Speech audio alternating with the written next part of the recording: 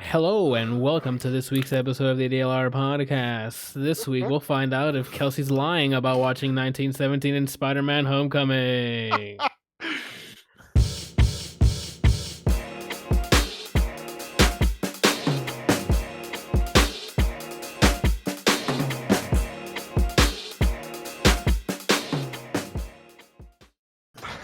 Yeah, we just nobody else right gets to talk. The whole thing is about whether or not I've actually watched them, and if I have, I get to give a review, and if I haven't, I just get flamed by you guys. Yeah, that's what I'm heading. That's what I'm heading towards here. All right, episode 82 of the ADLR Podcast. I'm joined by Randal in the back. What's up? There you go. Jesus Christ. We got Kelsey on the mic. Also weird. How's it going? And Brian and my brother Brian on the left. Okay. Crazy things. I can't be true. Fucking hilarious. Okay, so you can go to. You done, Brian? He got to show off those guns, man. He just yelled "pussy" for no reason. Exactly. But when everybody shows the guns off, that's just what has to come out your mouth. Oh, okay. I just been like walking around, even if I'm by myself, and I just do like Migo ad libs. I don't know. And one of them is yelling out "pussy." Okay. I was playing cereal earlier today. I was just like, "Bitch." Oh, okay. That's a bit like Shaq West, though. Yeah, bitch, you like that ball, don't you? Okay, so you can go to adlrplays.com. Excuse me, for fan mail, just like Zordon did. He dropped in 9 questions for us. Only 9? Only 9. A lot of them's for Randal, so we'll get to that in a minute. From there, you can go to the Patreon links, the Extra Life link where the Extra Life link, where Extra Life is a charity where the proceeds go to the Arnold Palmer Hospital for Children. Fan mail as well as on the website, Patreon link where you can support the channel, get the audio and video versions of the podcast early as soon as this thing wraps up, to be honest. But then if you don't have to pay anything. You can wait until Friday of the same week that we air this, and you'll get it all for free anyway. So you're asking, why would you tune in live Tuesdays at 8 p.m. Eastern? You hear that, Randal? Oh, he's here, physically here. Though he's not tuned in though. He's just physically he's not. Here. He's just here. Oh my god. What was I at? Pussy. Okay. That's it. I think that's it. You know, I'm upon Hospital for Children, ADLRplays.com, you know the spiel. If you don't, welcome. This is going to be a shit show. I can already imagine it. So let's go through Zordon's questions, even though he'll join in an hour and a half late into this and then start asking more questions. So then why don't we just wait until he's here? I don't know if he's here or not. Is he in your chat? He's not in mine yet, but I mean, he usually pops in. You might as well just wait until he gets here. Okay. And you know, if he doesn't get here, we can either not answer them or, you know, whatever. Okay. Yo, Brian, your mic. What are you doing today? What is this episode He's of just Brian? sitting there shimmying in the chair, like, oh yeah. Yeah, dude. My chair was a little further than usual, so Randall's trying to follow every single model he sees on Instagram. Anthony shaped like a Zumba class.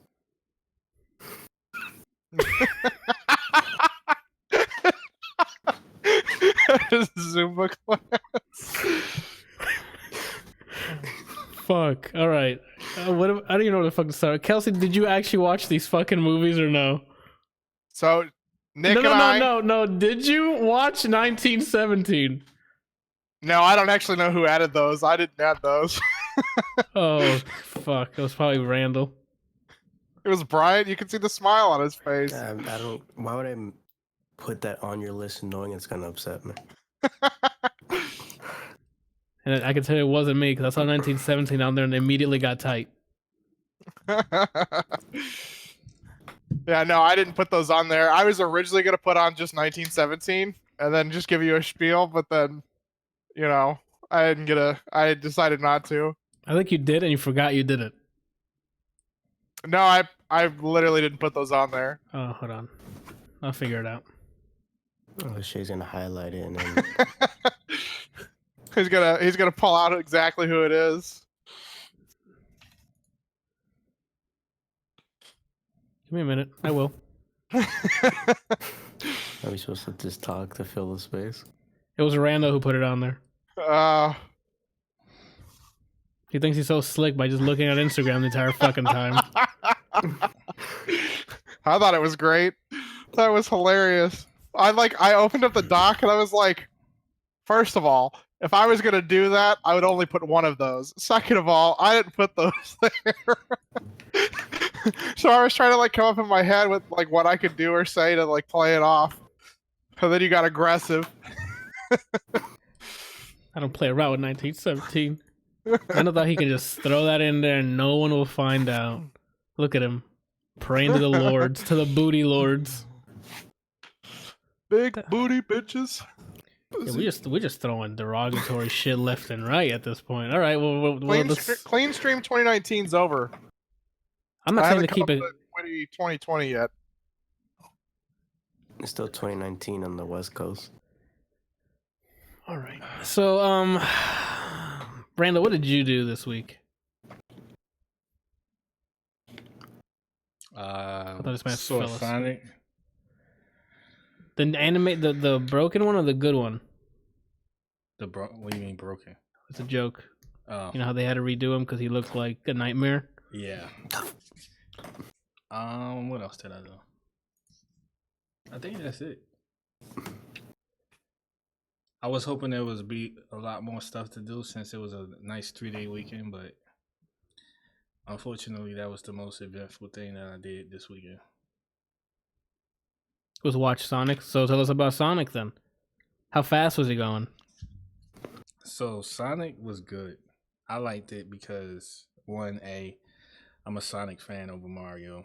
I grew up playing Sonic, and another thing is that it was very, how can I put it? It wasn't over the top, but it was just right. He wasn't as sarcastic as normally, as he normally would be, but it was like they did a good job with him. The acting was good. The animation was really good. How they show his speed was really good. Jim Carrey killed it. Anytime he was on screen, he stole the show. And it was like old Jim Carrey, like Ace Ventura, Dumb Jim and Carrey, Dumber. or what we talking? Old Jim We Carrey. talking Dumb and Dumber, Ace Ventura, The Mask, Jim Carrey, goofiness. Awesome. I mean, I don't know that I've seen a movie with him in it that's bad. What's that movie called? Room 66 or something? I thought I thought it reviewed well. I didn't like it. Room Oh. 66. I didn't see that one. I just remember it being boring. I don't remember most of it. I just remember being bored while watching. Quick note, Brian. Kidding. Season 2 started.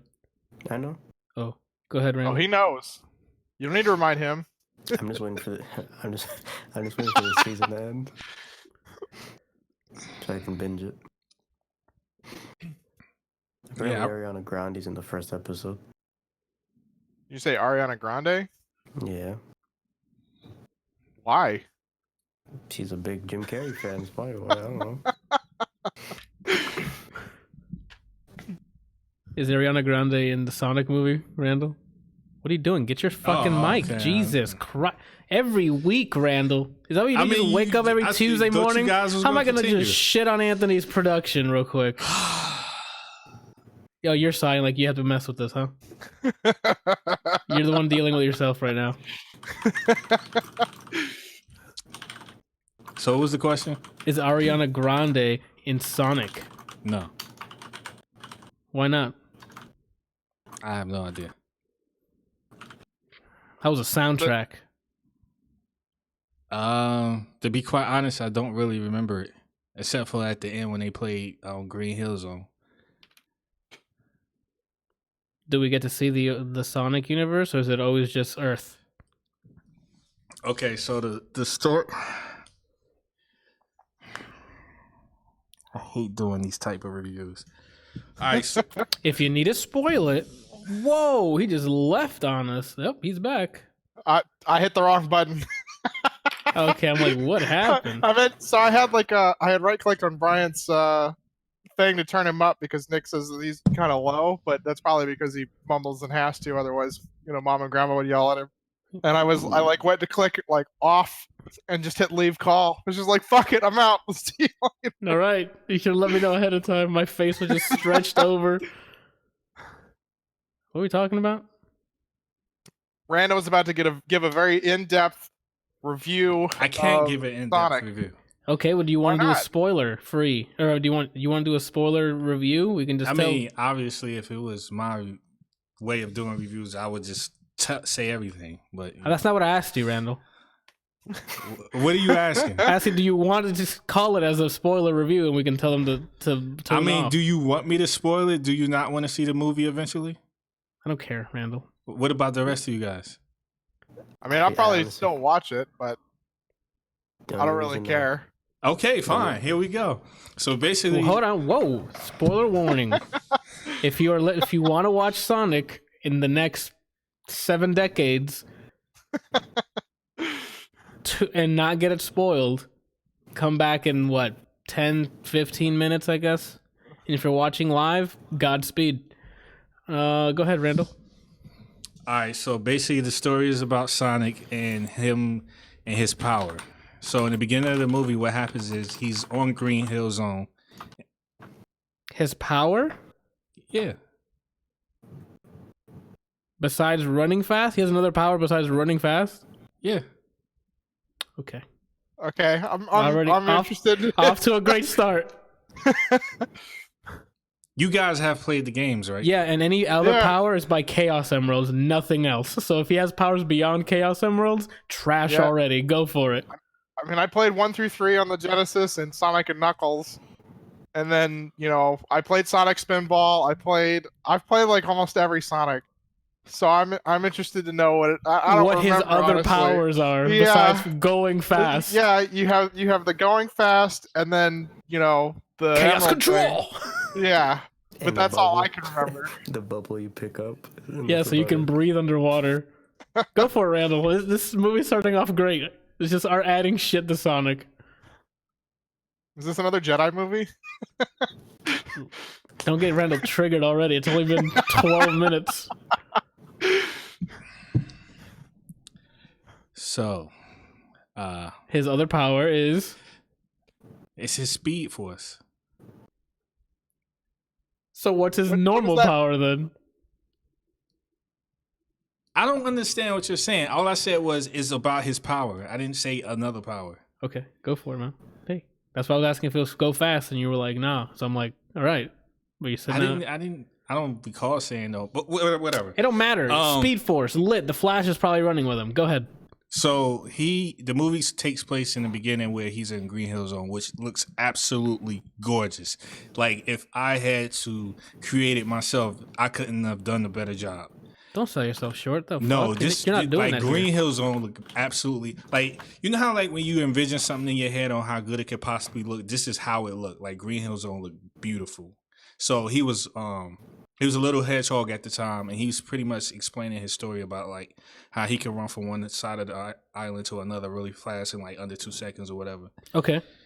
And of course, because he has the ability to run really fast and no one else does, there are other people who are after this ability. Not people as in humans, but other Hedgehogs things, or whatever they are. Mhm. You can't really tell what they are because they have masks on and they're like throwing arrows and stuff at them or whatever. And there is a owl that's looking after him. And basically, the owl is like his protector. It's telling him, like, I've never seen anything that has the type of power and capability that you have. And as long as you're here, they're going to always be after you. So they use the rings like they do in the game. Like, you know how when you jump through the giant ring, it takes you into a portal into the bonus world. Yep. But they use it the same way where the owl has like a bag of rings. And they use the ring where he'll throw the ring, and all he has to do is think about where he wants to go. He throws the ring, and he jumps through the ring, and it's a portal. So that happens in the beginning of the movie. It was one of those situations where the owl sacrifices itself so that he can get away. So, of course, the first portal he goes through is to Earth. So then time goes by. He's gotten older.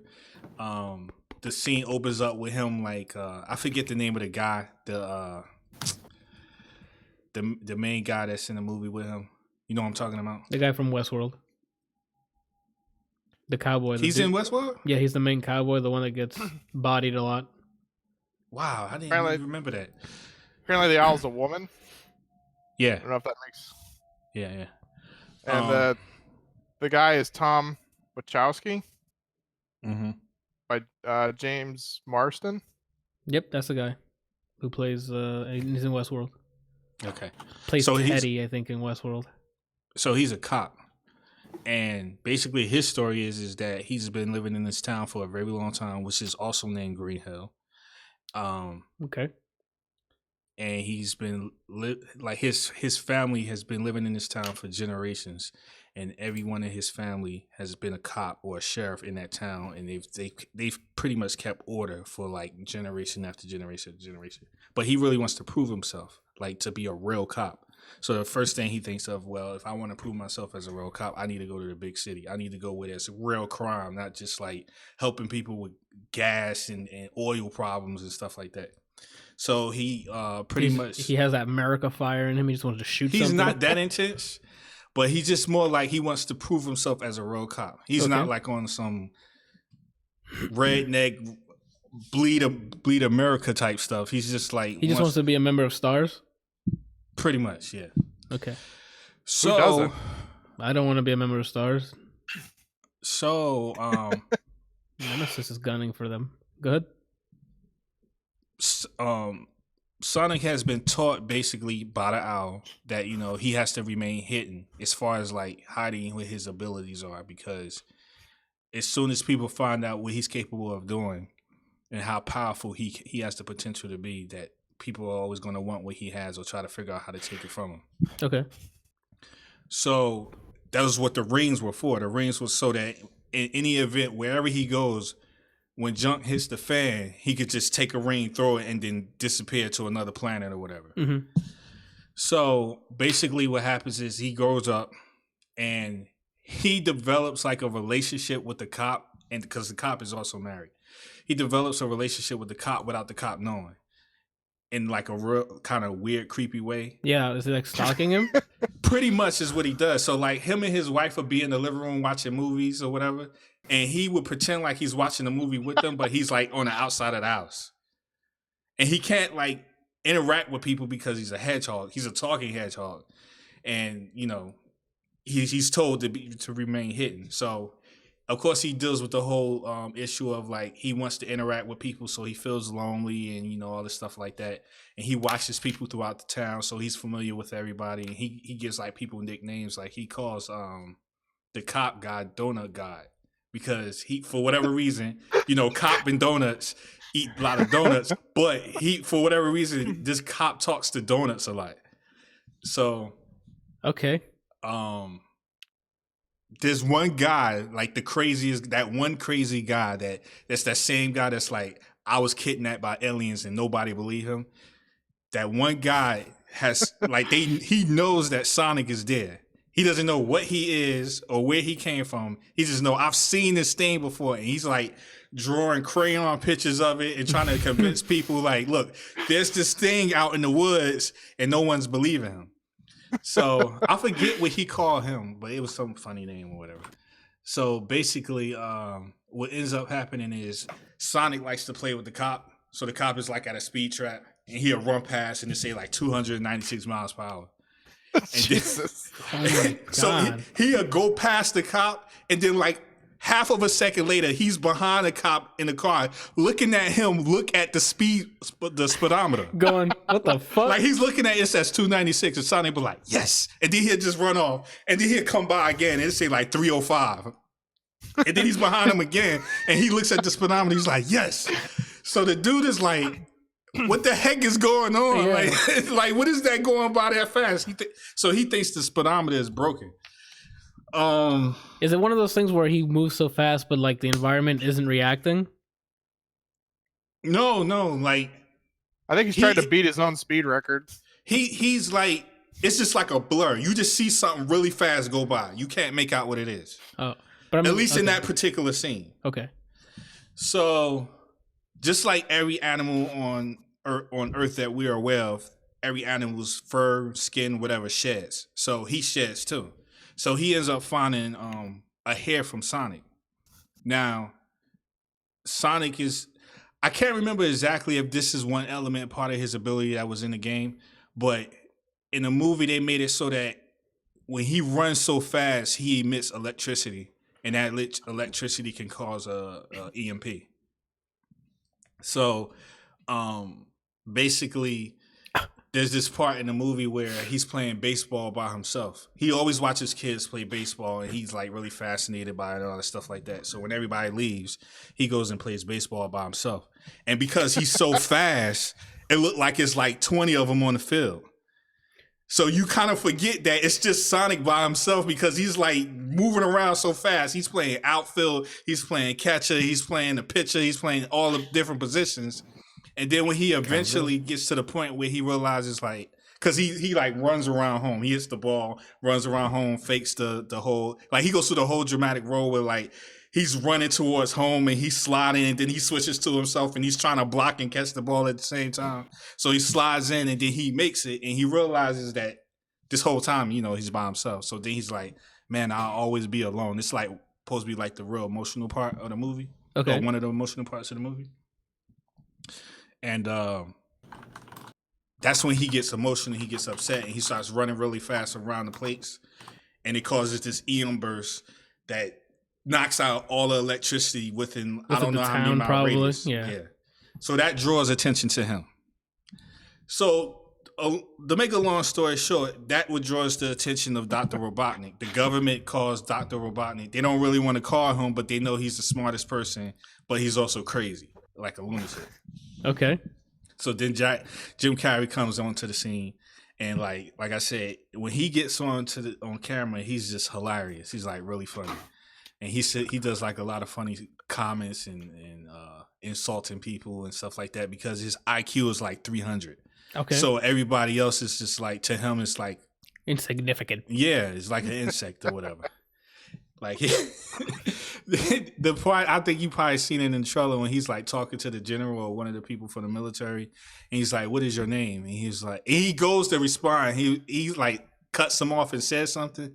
I can't remember what it is he says, but he tries to answer the question like 3 times, and every time Jim Carrey like cuts him off. He's like, "No one cares," and he just walks away from whatever. And then he's like using his technology to figure out what Sonic is or what this beast is or whatever the case is. And at that point, it's just him trying to find Sonic. And then when he eventually crosses path with Sonic, he's chasing him throughout the entire movie, switching up mechs and stuff to use against him. Okay, so they're on the highway. Okay. And they're running from him. To hell?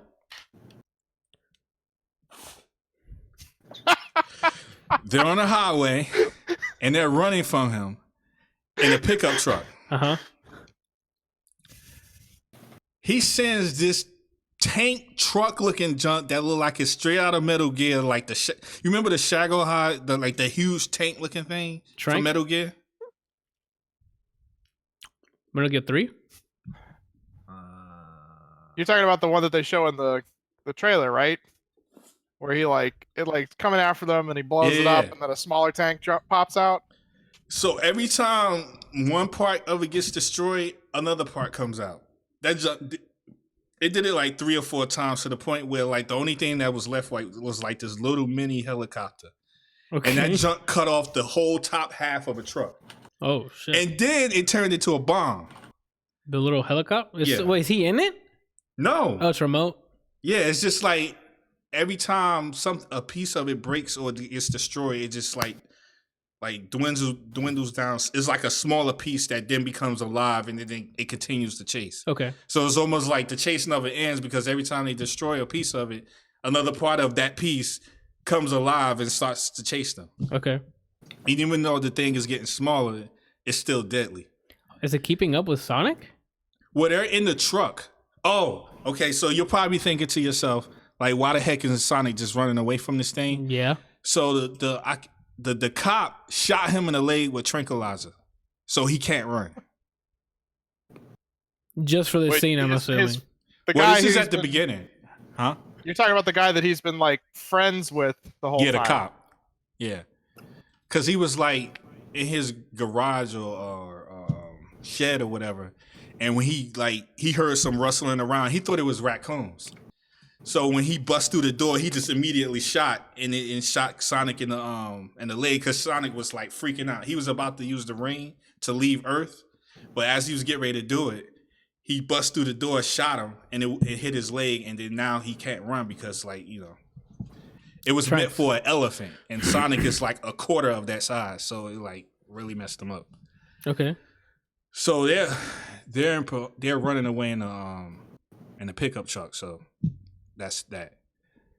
But pretty much the rest of the movie is this Dr. Robotnik chasing after him with Jim Carrey being really funny, some really cool gadgets that he has as Dr. Robotnik.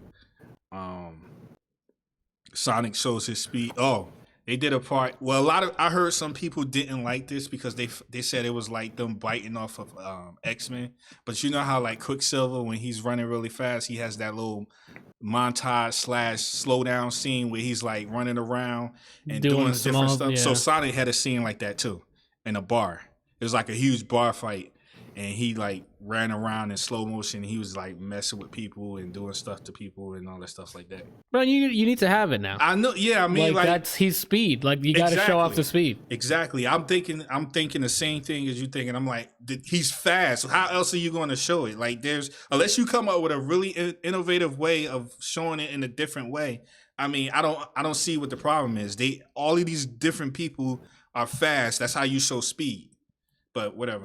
Supposedly, my favorite one with that is the Quicksilver in the X-Men movie, where he like rescues Magneto and everything just he's just running around and everybody's like.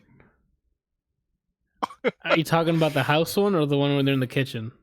The one where when he's rescuing Magneto and they're in the kitchen. Okay. I think that's where it is. Yeah, because he has two of them because he's in two of the movies. So the first one I think he does is the kitchen one when he saves Magneto. And then the other one is when he comes back and the fucking mansion's getting blasted. Oh, yeah. So then he's taking everybody out. I mean, like saving everyone, taking them out of the building. Yeah. I think that's Days of Futures Past, but... Yeah, it was. It was? No, wait. No, that was The Apocalypse. second one, no. Oh, Yes. Apocalypse. Okay. So it sounds like you had a good time with this then. I had a good time because, again, like I mentioned earlier, I'm a Sonic fan over Mario. And You don't have to bring up Mario, right? You're a Sonic fan. We don't have to start wars here. We're all shaking I want hands. it to be known. Okay. I want it to be known. Godspeed. And so this movie, like the character, the movie, everything resonates with me because I grew up as a child playing these games. Yeah. So like I mentioned to you like earlier, like in a week, but at the end of the movie, well, part of the end of the movie, they started playing Green Hill Zone, but it wasn't like the exact version. It was like a piano version, Like a live, like a... Well, not live. It was just like played in like a piano version. Okay. And it was like slowed down, and it was like I don't know what happened to me, but I started getting real emotional, man. And I had a good time. I thought it was good. Some people might think it's bleh, but I had a good time. I liked it. I mean, I honestly didn't hear any spoilers of that. I'm gonna be honest with you. Yeah, like everything you described, they showed basically in the trailer, and you just had a lot more passion about it than the trailer did. yeah. I try not to, even though he said this is going to be spoiled. I still try not to spoil anything because if you guys decide to look at it, at least you won't be completely spoiled. And then somebody showed up at the end that was really cool. I mean, we can guess. Huh? We can guess 3 things. Who? Go for it. It's either Tails, Knuckles, or Shadow. Or it could be the owl. Maybe Could be the Max. owl Oh, the didn't actually owl, yeah. Oh sacrifice no, I'm himself. pretty sure the owl died. Oh shit! I'm pretty sure she got bodied. She got, because it was like 50 of them, and like they had weapons, and all she had was nothing. Okay, then never mind. She dead. Yeah. I Unless say she got, he did. unless she got powers or something like. Why didn't maybe she use her own ring? She gave him all the rings. Oh, then never mind. She dead. She got her own back, dude. She What the did. hell? It's not unless they can She pull got a a freaking bag. Fast and the Furious 9 and just bring back a dead character. But yeah, it was Tails. Mm. And the crowd flipped out, man, because the way he showed up was really cool. Better have been in a mech. Why would he be in the mech?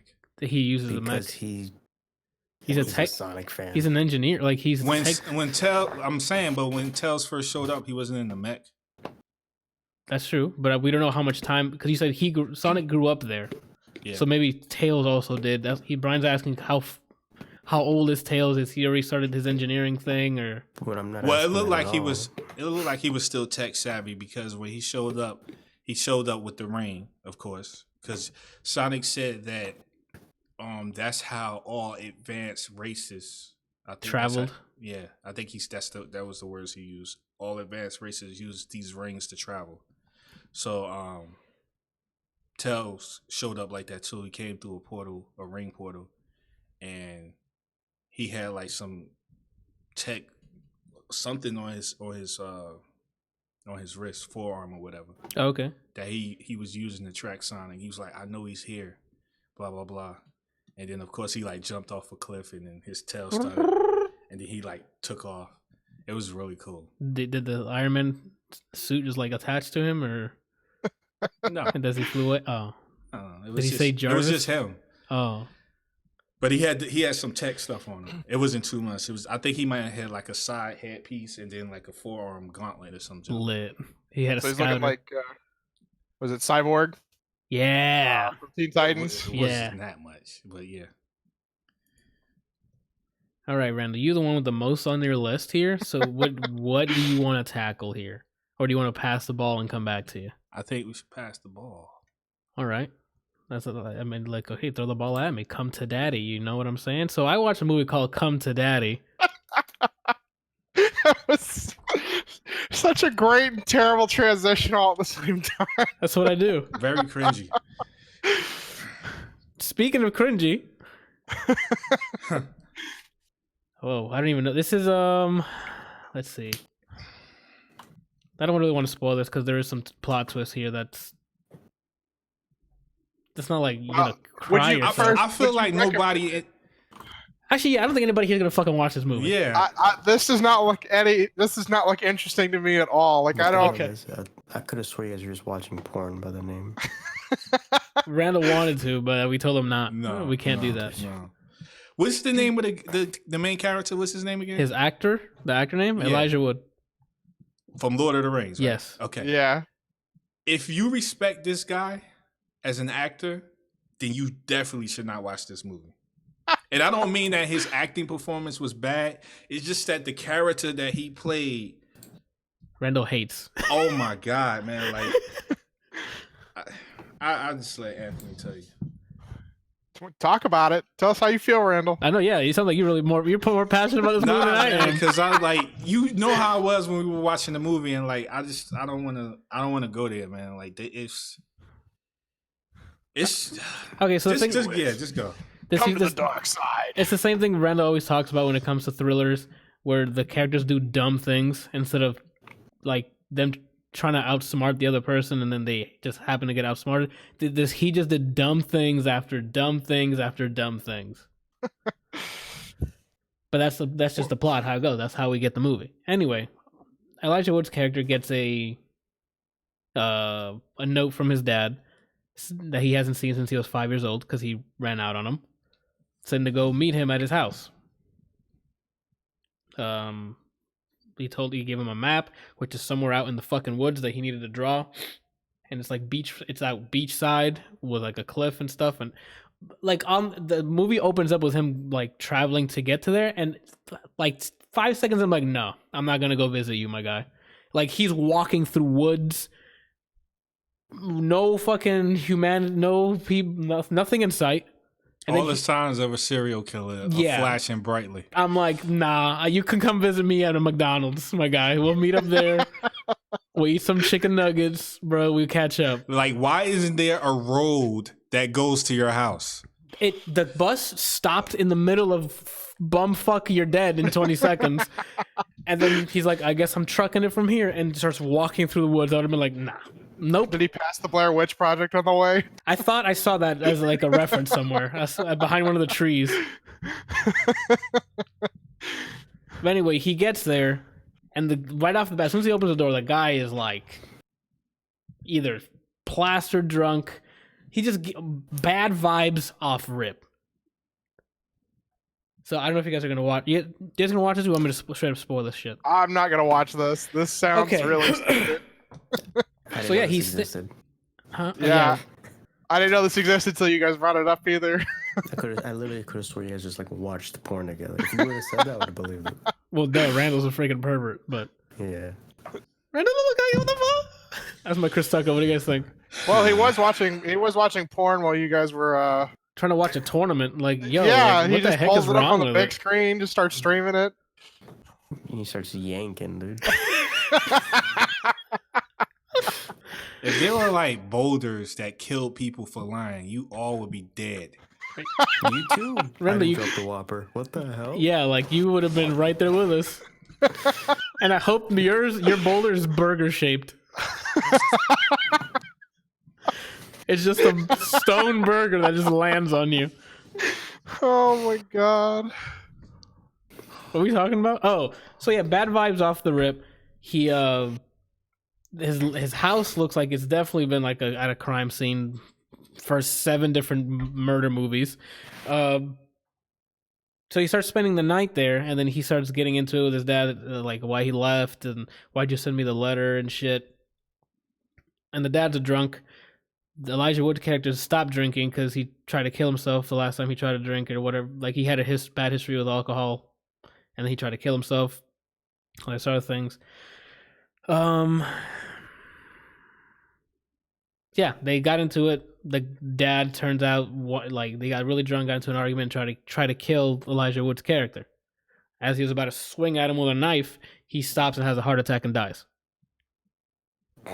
Jesus. Yeah, so it's like, what the hell's happening here? Yeah, the body's taken. They can't keep the body at the morgue because it's all filled up. So they do what they need to do normally, and then he's keeping the body at his house, at that Scooby-Doo ass house. Shit starts happening, and in terms of like he starts hearing noises at night. The bag that his dead body is in keeps opening overnight. And you're like, what the fuck is going on? The one that got me for real, I'm like, never. I would have ran the fuck out. He laid next to the body. Like, it's in the thing, right? Like, it's zipped up or whatever. He unzips it just to see his dad and then lays down to fall asleep. When he falls asleep, the head's normal this way, right? He wakes up the next day looking dead at him. Fam, I would have fucking rocketed my ass out of there. He continued to stay there. All he did was just move the head like it's normal. Like, oh, maybe the weight dropped it. Nah, fam. It was completely still for who knows how long, and then he wakes up and is looking right dead. Nah. I would have been left this fucking house. Stayed there while they were arranging his funeral or whatever, so he keeps staying at this fucking house, hearing noises and shit. Until one day he's taking a piss and he looks out and there's a guy standing out in the woods somewhere from the Brian. I know it goes from like, why are you still here?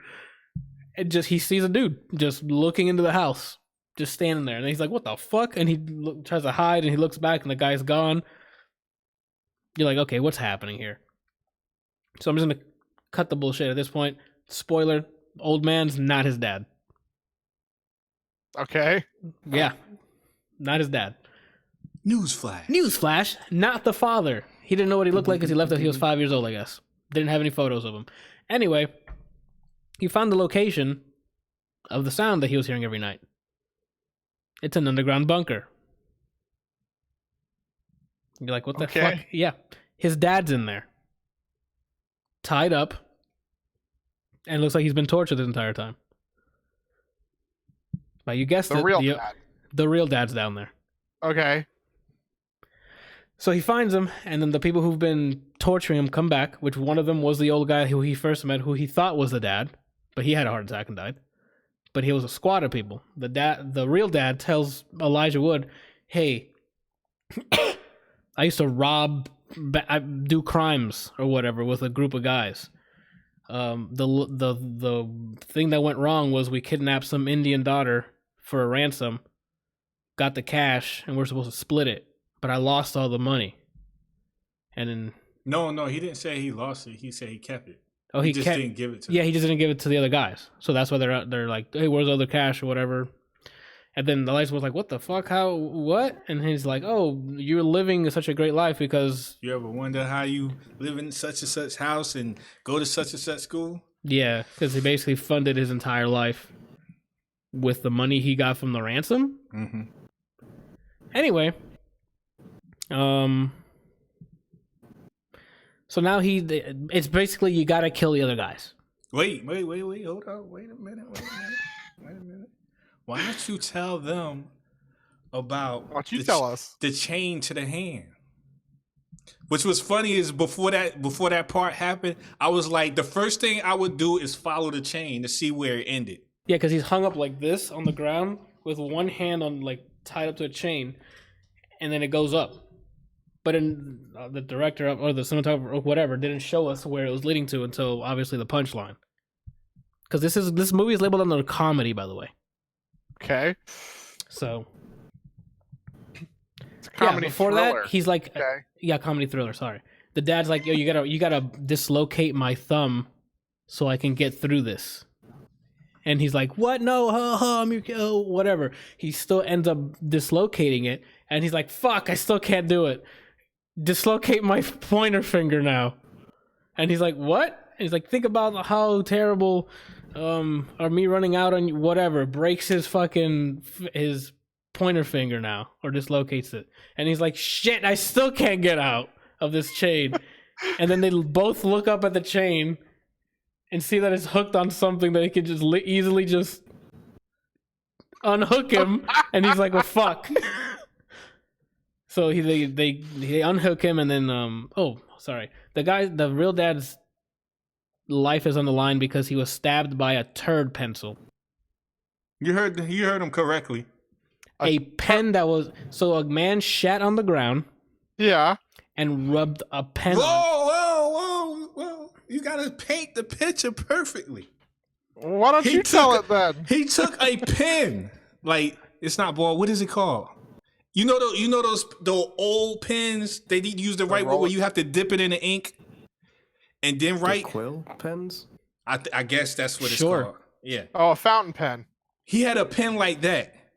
So he Took a crap, yeah. took the pen, put it in a bag with the crap.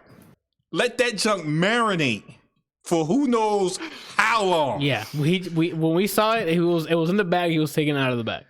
So who knows? This is again one of his older comrades that now want the money and or kill him, whatever. So yeah, stabs him first before the whole dislocating the leg thing.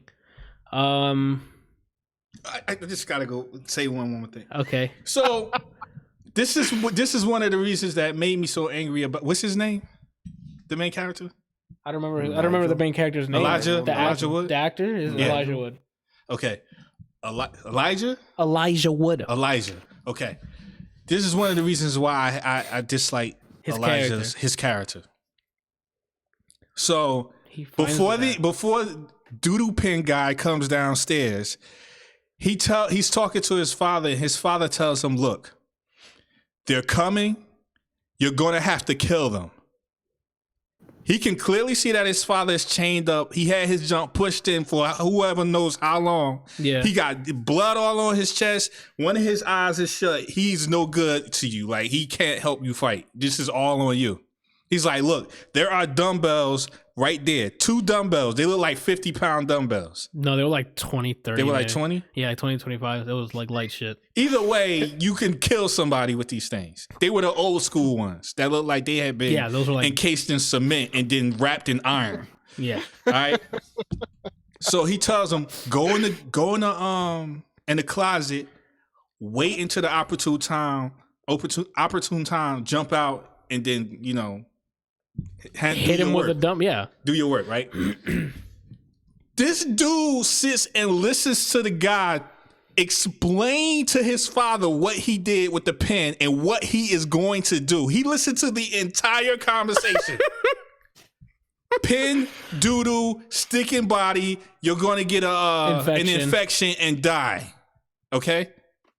He listened to that entire conversation, and when he waited until after the dude stabbed him, still didn't do nothing. The dude stayed in the closet. So he's just watching his dad. He just watched his father get stabbed with a doodle pen. And didn't do nothing. And then he was like shimmying around in the closet. So the guy heard him. No, the guy saw him because the dad was like, now. I hit him now after he got stabbed. Yeah. And he still didn't move. Yeah. And then that's when he's like, who are you yelling at? And then he saw that he was looking at the closet because, I mean, he's in great pain. He's probably wondering, why is my worthless fucking son watching me get stabbed with a pen? And then he froze. He got bodied by the dude. But he did something. He did nothing. Why'd he run away then? He just ran away? I thought he hurt him somehow, and then he ran away. Nah, he didn't. He just left his dad there. No. The guy assaulted the kid. Yeah. Elijah Wood's character didn't kill him for some reason and just left. Oh yeah. So this is what I was yelling at Anthony. I mean, like as if Anthony and I are in the movie. I'm like, yo, the dude is running. He's leaving. He is going to lock y'all in there. Chase after him. This dude is on the floor like this. Just staring at him climb. He's just literally watching this guy run away.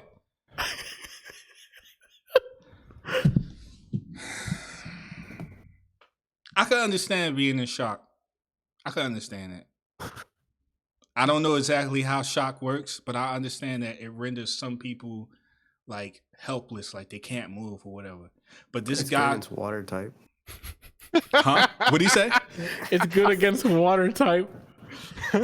Like, I don't understand. Like, this dude looked like he had full control of his body. I understand he was scared, but at some point, your fear to die or the fact that you are in danger takes over. That adrenaline takes over, and it's like, look, it's either him or me. It's fight or flight. This dude did nothing. He was like, you know what? Just let it be. Oh, well. Yeah, you know what? He got doo-doo in his stomach right now. I'm over here just booling, you know? I mean, that's the whole... The flight thing is, makes it so that you don't do anything. What do you mean? Like, the fight or flight is, the fight, obviously, you're fighting. But the flight, you try and run. But if you get caught, I don't know that necessarily means that you're going to do anything. Well, that's the situation. Is like they're downstairs in his bunker, and he scuffles with the guy. They both end up on the floor, and then the guy gets up and starts to take off towards the only way that's in or out of this location. Instead of getting up and chasing after the guy so that he doesn't possibly lock y'all in there and come back with a whole bunch of other dudes and torture y'all to death, he doesn't chase after the dude. He just stays there on the floor. He's not injured. He didn't get punched in the face, kicked the balls, nothing. He just fell on the ground and watched this dude run away. And as the dude's running away, he says, I'm going to be back. Yeah. In your brain, you should be like, bing, I need to body this dude. Yeah, like, I can't have him come back. I don't know, man. Like that part, it's a lot of parts like that in this movie where I'm like, Lord, give me patience. If that was my son, I'd have killed him myself.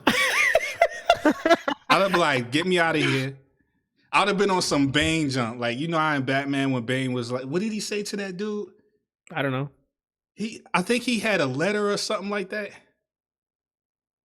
I don't know. It was something really small and insignificant. He like had a letter, and the Bane said to the dude, he was like, "Give me the letter, or give me said thing, and then I will kill you." What kind of junk is that? Near the beginning in like the penthouse or something. Yeah, no, it was like when they were. Yeah, it was in the beginning, but it was like they were in the sewers, and like. I forget what it was. He asked him for something, or he gave him something. I think it was because he brought Commissioner Gordon down there, and he was like, "Why are you here? Like, why did he bring Commissioner Gordon down here?" And the dude, I forgot what he said, what his reason was for bringing him down there. But because he brought him down there and he gave him a piece of paper, Bane told him to his face, he was like, "Give me said thing, and then I'm going to kill you." That's pretty much what I would have did with my son. I'd have been like, "Look, get me out of these chains, and then I'm going to kill you."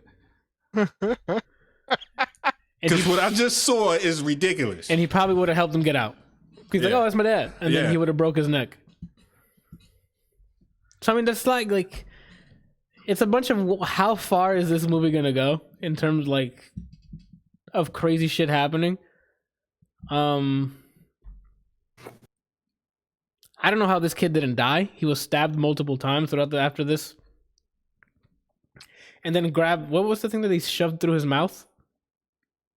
I don't know what that was. It was something they grabbed, and it punctured the left hand side of his face and went through his mouth. So they like stabbed him after. I don't know. And he survived that somehow. He used it to poke at somebody's brain. Fam, it's really weird. Oh, Randal got to see dick. I didn't get to see anything. As soon as I knew they were going to be naked people, I didn't look at the screen. He was going through a hotel trying to catch up to the guy who poo-poo pen stabbed his dad, and he was just banging a prostitute, I guess. Don't ask. So then he tried to stealthily get into that room from the side. You know how like a motel you can walk through multiple rooms because there's just a door in between? That's usually locked? Mm-hmm. Okay. Well, he tried to get in access through a different one, and the people who were in that room were having some sort of orgy or something. And there's some big dude just laying down on the bed with his cock out, and Randal was all about it. So, okay. So I mean there's that. So for the ladies, if you're trying to see some cock, I don't know. I don't recommend watching it. Like,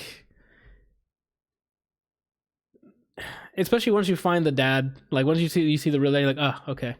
It just crazy stuff happens afterwards. And to make matters worse was like, I kind of thought like maybe at least there might be one sane person in the movie, and I was hoping it would be his, because I lost all hope in him. I thought at least his father might be a little smart, but when they get outside the house, right? Yep. And they get down, because the house was like right off a beach. So they get down to the beach area. And then the guy that ran off and publicly said, I'm going to be back, comes back with a crossbow. A crossbow? A crossbow. With fire at the tip. Giving some big speech like an idiot. Like, I don't know who does this. So why if you're coming back to kill some people, why would you announce where your location is by giving some big pointless speech? But whatever. So they're hiding behind some rocks, and this dude gets his crossbow out the car, and he's standing in front of the car, and he walks past them. So before his father even said anything to him, I'm already like, look, you need to take this dude out. Because he's going to come back with more people, and it's just you and your maimed father. Yep. So you need to get rid of him. So they let him walk by. He goes up to the house. They're still by the rocks. His father comes up with the most genius idea and tells him to go wait inside the trunk of the car. Inside the trunk. And when he's alone, this is what he said verbatim. When he's alone and vulnerable, hop out the trunk and take care of him. In my mind, I'm like, this has to be the dumbest junk I ever heard in my life. First of all, you don't know where he's going. You don't know when you get out that trunk how many people are there and what they have. So you're at a huge disadvantage. But I mean, he's like 0-54 already, so he might as well just listen to his father, which he did, gets into a trunk and goes to an unknown location where he just happens to get lucky and no one's around when he gets out the trunk. Because in real life, soon as he got out the trunk, he would have got shot in the face. But for movie purposes, it was no one around. The plot armor was thick with him. Yeah. That was so dumb. I would have just like waited until he walked by. You on this? You know what? Let's just continue. Let's just move on, bro. Yeah, let's just move on. There's a parasite we need to talk about. That's worse than that kid. No, Parasite was actually really good. Yo, we'll get to it, Randall. We'll get to it. Yeah, maybe for a bad movie night that'd be a fun flick to put on, but I wouldn't recommend watching it. I feel like this is something you just need to get absolutely stoned to the wall to watch because it just doesn't sound like it's enjoyable otherwise. Like at first, the mystery was there, like the fake dad at the time because we thought it was real. That was like really weird. You think he's like a serial killer of some sort. But then once the cards they showed their hand, I'm like, oh, okay, this is what we're doing. And then crazy situations happen, and I'm like, all right. So yeah, don't come to daddy. All right, hold on. What should we jump to? Actually, Kelsey, you played a little bit of Wilson. Wilson? I think it's Vulcan, but I'm not actually sure. Okay, that's like a Diablo clone, right? Yeah, real quick, I want to Skippy had mentioned something about the Harvey Dent stuff. He says the paper was the letter, the party thing where he gave a different speech. The speech confessing was on paper about Harvey Dent. Oh. There we go. We got some fact checkers too. Let's get it. We got a staff here. Oh, he's talking about the bang thing. Yes. Oh, okay. All right. Yeah. Okay. That'd be weird if Harvey Dent showed up and come to daddy.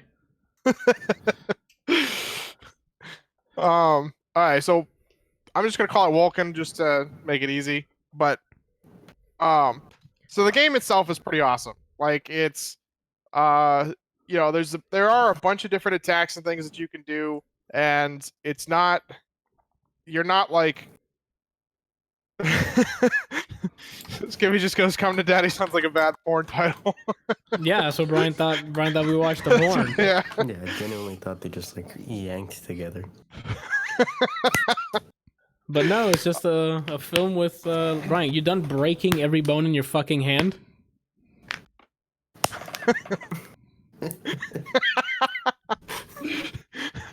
Yeah, I'm good now. Jesus.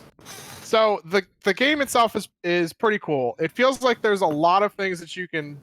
It sort of feels like there's a lot of things you can do with the skill tree, because it's like a mix between Path of Exile and Diablo, right? You're not like locked into a single class. Like you can, you know, the skill tree itself, or the passive tree, I guess, is it is focused. Like you can go into ranged attacks, you can go into mage or elemental attacks, and you can also just go into melee attacks.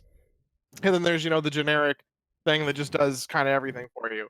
At any point, if you decide that you don't want to play a specific style anymore, so like I started out as a melee, and I just felt like it didn't feel as involved because Adam was playing as a mage. Yep, and he just bodied them before you get to them. Bodying everybody. Yeah, I can relate.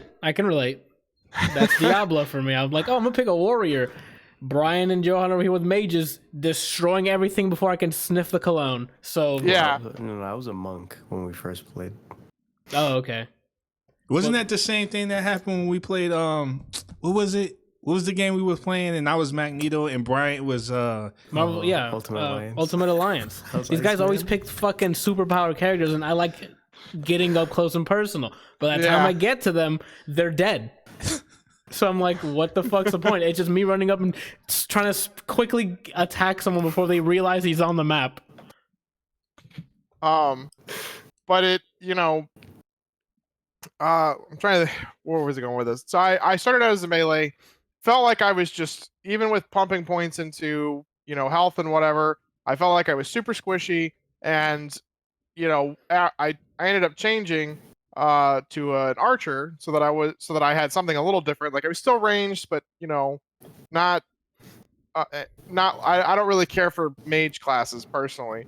And so I switched over to range, and because I had been playing that offline some. Excuse me. Oh, I burped. Sorry.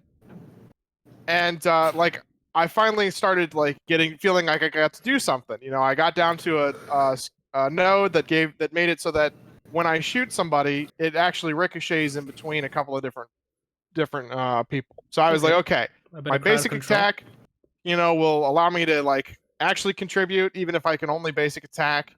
Because the mage, I think when you basic attack, the staff actually fires off like 3 or 4 shots that either hits the same target or multiple targets. Okay.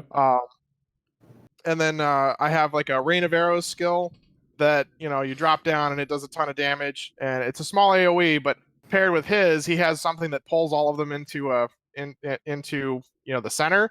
Yeah. And it pulses and does damage and continuously pulls them back. So he drops that, I drop mine, everything dies. That's all there is to it. You just described what Johan and I did in Diablo. Anthony watched. I played monk. I would teleport in front of them, pull everybody. He was playing mage, so like a meteor hits, everything's clear, and Anthony just got there on his horse. Yeah. And another really cool thing with the skill tree is that you can like there's 3 rings. There's like a starter ring where in the very center, and you can choose any of the 6, I think, nodes to start from. And then like if later down the road you're like, I have nothing else over here, I don't want to waste a whole bunch of points trying to like trek across the rings, you can start from another node that's in the center, which I think is really cool. Okay. You can also rotate the rings. So like you have like the inner ring, a middle ring, and then an outer ring. And so say you're playing an archer, and there's like 3 archer trees that you want to just streamline through, and then you'll figure out where to go from there. You can rotate them so that they all line up, and then just kind of work your way down through them. Does it cost you anything to rotate them? No. Okay. But everything has to be connected. So like if you rotate them and then rotate it out, you can't rotate that anymore, right? No, you can rotate it. So like if so say you cross from the first ring to the second ring and then get a couple of things in that, and then you decide to rotate the first or second ring. If there's no connection between the 2 nodes that you have passives or you have points into, then the passives that you have points into that aren't connected no longer give you anything. They're just kind of there. Okay. The one downside with the way that they do their system is that you can't like, after you confirm your passive tree, you can't just like regret a couple of them like you can in Path of Exile. You have to literally completely blow your tree away and start over. So if you accidentally put 1 point into something that you don't want, you got to spend a whole bunch of currency to back it off, which kind of sucks. What's up? Necromancer builds. Okay. Yay or nay? So I don't know that they really have a necro build. Like you can summon a couple of I think you can summon a couple of different creatures to fight for you, but I don't know that necessarily they are like super helpful.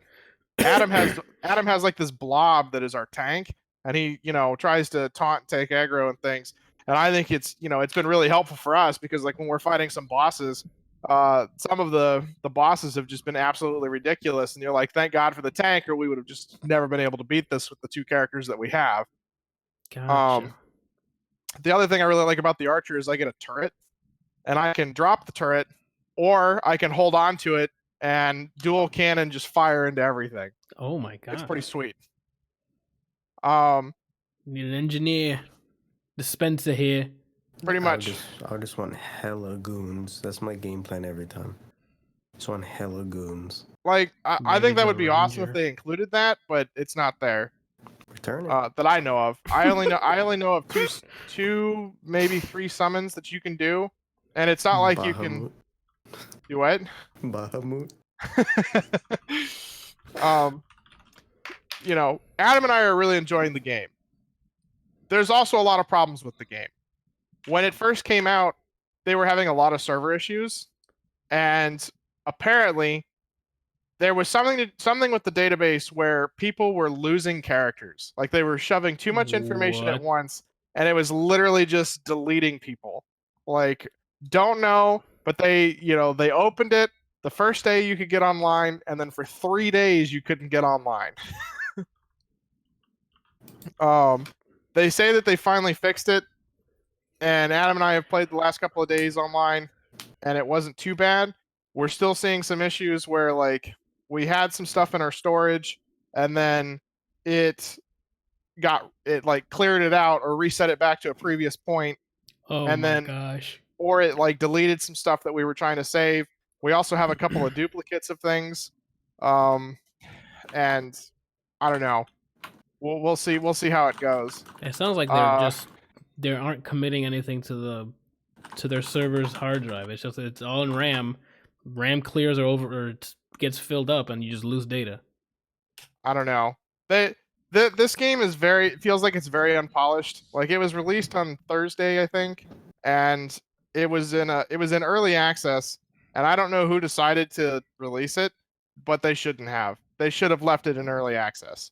Like your skills, they tell you some things, but for the most part don't tell you anything. Like I have a mark, like a curse basically that I can put on somebody that makes it so that they take more damage. I have no idea how long it actually lasts. It doesn't tell me. So Like, is it different every time? no, I mean it's the same length. I could like Okay. sit there and watch and count it if I wanted to. But I mean, But I that's feel like stuff that's that kind of an should- important thing. Yeah, Especially since each skill, like as you level up the skills, they do more, but they also get these passives that you can, you get like skill points for the skills, and then there's these different passives that you can use on the skill to do different things. Like one of them or 2 of the nodes that cost 1 point each say increases Mark's duration. Don't know by how long. Don't know how long it even goes for to begin with. Oh no.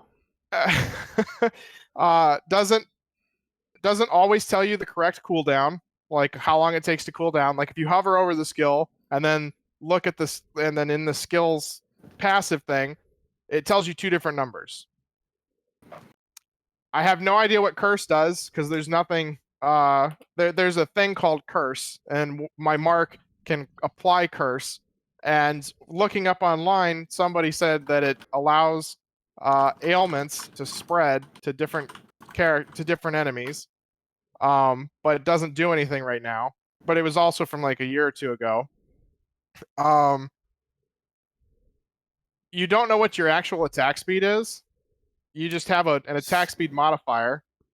So they're not showing any stats on the UI. They have like a ton of information and no information all at the same time. Like so when you get a shrine, okay? Like you know how you get a shrine in Diablo, you know what it is, usually generally from looking at it. But there's also like a little thing at the bottom that sits, down here It's that you called go tooltips. It's been invented since Windows 98. They don't have that. You literally like 95 and it's not even like, oh, I have this shrine because it looks like this. Like in Diablo, you can like, you have the speed shrine because you have the thing above your head and you're moving really fast. Or I have the shield shrine because I'm encased in a giant shield. No, you literally have this white circle that sits underneath of you, and nowhere does it tell you what it is that it does. The only time it tells you what it does is if you hover over the shrine before you click on it and go, oh, this one gives me 100% movement speed. Well, I mean, if they have a UI team, they got a lot of work to do then, because they have a lot of work, period, to do on this game. The potions are a an actionable item. Okay, not like in Diablo. Like when I'm doing stuff, I expect to be able to use skills and shit and go, oh fuck, I'm dying. Let me press my heal button and have it heal me. You have to stop what you're doing, press the button, and then continue on with whatever it is that you were trying to do. So like you're playing Dark Souls. Yeah. Not in a Diablo clone. I literally have to hit a button. That red meter better jump to a healing So point. you're saying like in the middle of an attack, you can't heal yourself. You have to stop attacking and then heal yourself. Correct. So if like my turret, if I hold it, like it fires for whatever reason significantly faster if I'm holding the turret versus it just firing, which I don't understand that either. Like I really don't. Like why would there be two different speeds? How is it any different with me holding the trigger versus it just holding its own trigger and firing? Like why? What is the difference? It's Because- trying to impress you now. Yeah. So The human touch.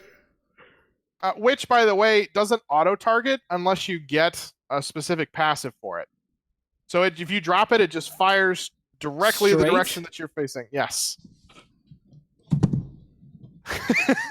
For the audio listeners, that's Randal dropping on the floor because he can't believe what he's hearing.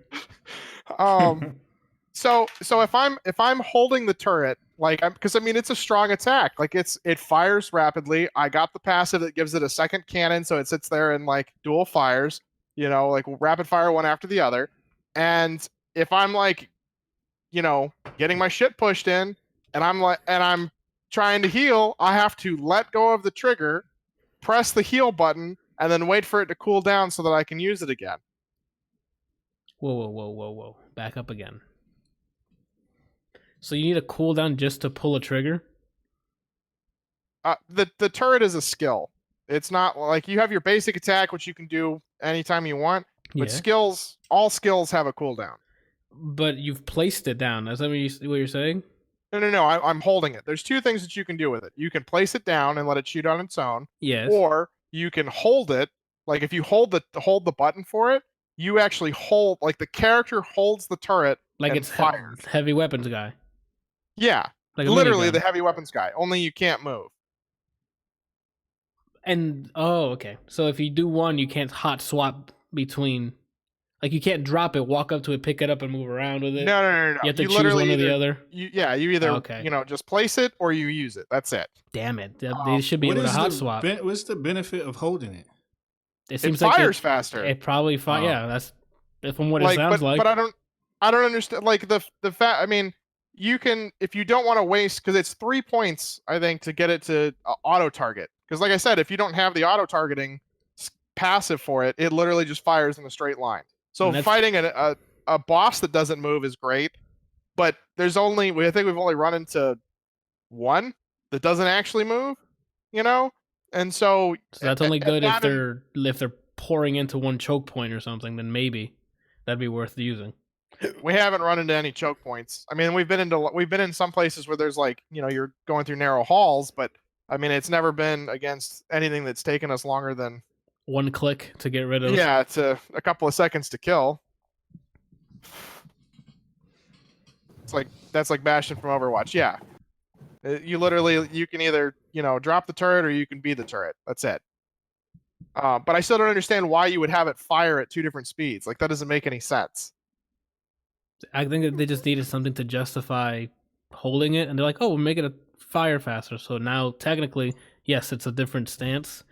But it sounds like is this in early access or is this does the turret track the enemy? So not unless you get this passive. Yeah, so like if you're holding it, you can spin. Yeah. You can spin and just like Bastion does and do whatever you want with it, and it lasts like 5 or 6 seconds. Okay. Okay. As long as you hold the trigger down. Mm-hmm. If you drop the turret, it literally fires in the direction that you're facing, until it ends, unless you get the passive, which costs 3 points, which is a lot for the passive thing, to allow it to actually track and fire at different enemies. Like that's why I don't understand why it fires at two different speeds. Why would you not have it fire at the same speed, because then at least you have, if you have it tracking, you have to take away points from other stuff like extra damage or doing ailments or lasting longer or the cooldown or being able to deploy a second turret. Like, I mean, there's a bunch of stuff you can do with the passives, but I feel like it's just not balanced at all. It doesn't seem like it's just designed in a way where you can take advantage of a lot of things. Like, you can't play well with other. I think the reason they make it so it shoots faster is to justify the lack of mobility for you choosing to pick it up. Not saying it makes sense, but I guess that's probably why they did that. I guess. I mean, I don't ever drop the turret. I literally only ever, there's been a couple. I think there's been a boss. Like, I think when I was playing solo, the first like chapter boss, has 3 stages. One of them, the first stage is easy as shit. Second stage is easy as shit. Third stage is like when I went 0 and 31 against Bryant and them. Like, it was just fucking awful. The dude, it's a dodge game. You have stamina points and you get 4 of them. And on your gear and your passive tree, you can unlock, I think, up to 8. And every time you press the space bar, you get like a moment of invulnerability, and you roll. And the moment of invulnerability only lasts for the first like split second of the roll. Like, it's not like the whole roll. It's, you get it in the very beginning, kind of like what you do in Dark Souls. And, if you time it right, you can dodge a lot of things. And it's pretty easy to figure that out. Okay. But there's a lot of attacks that the guy does that he slams down. He what is it? Leap slams into something, and then 4 things jut out, like the earthquake thing where stuff's coming out of the earth in 4 different directions. But it's not just a standard direction. It changed. It rotates. And it feels like it targets you. It's like, oh, you rolled in this direction? Yeah, here's the thing. Goodbye. And then he just fucking wrecks you. But the whole thing, a lot of it is based around you dodging and trying to shoot him. And you only get 4 points, and it takes forever for them to start refilling for you to do it again. And he's literally just like leap slam, leap slam, leap slam, leap slam, leap slam. And you're like, his AoE is huge. You can't physically run out of that. And I have a bunch of gear with movement speed to make me faster so that I can actually move, and I'm still just getting shit all over. It sounds oddly familiar. Do you guys remember our pain? You're talking about River City Girls. You remember that boss that sounds exact like they just took him out of that game and put him in this game? Yeah, but see, here's the thing about River City Girls. Imagine one of your characters is built around being a command grab character. you cannot command grab bosses. Anyway. Garbage. Oh my god. I thought you was gonna mention from what is it, the game we played on the Switch. Oh, Ultimate Alliance. The final boss. Fuck him, dude. It was like Thanos' kid or some shit, right? Yeah. Fuck him. And fuck that dude from River City Girls. So I had more questions. Keep going. I forgot I was gonna ask. I'm trying to think.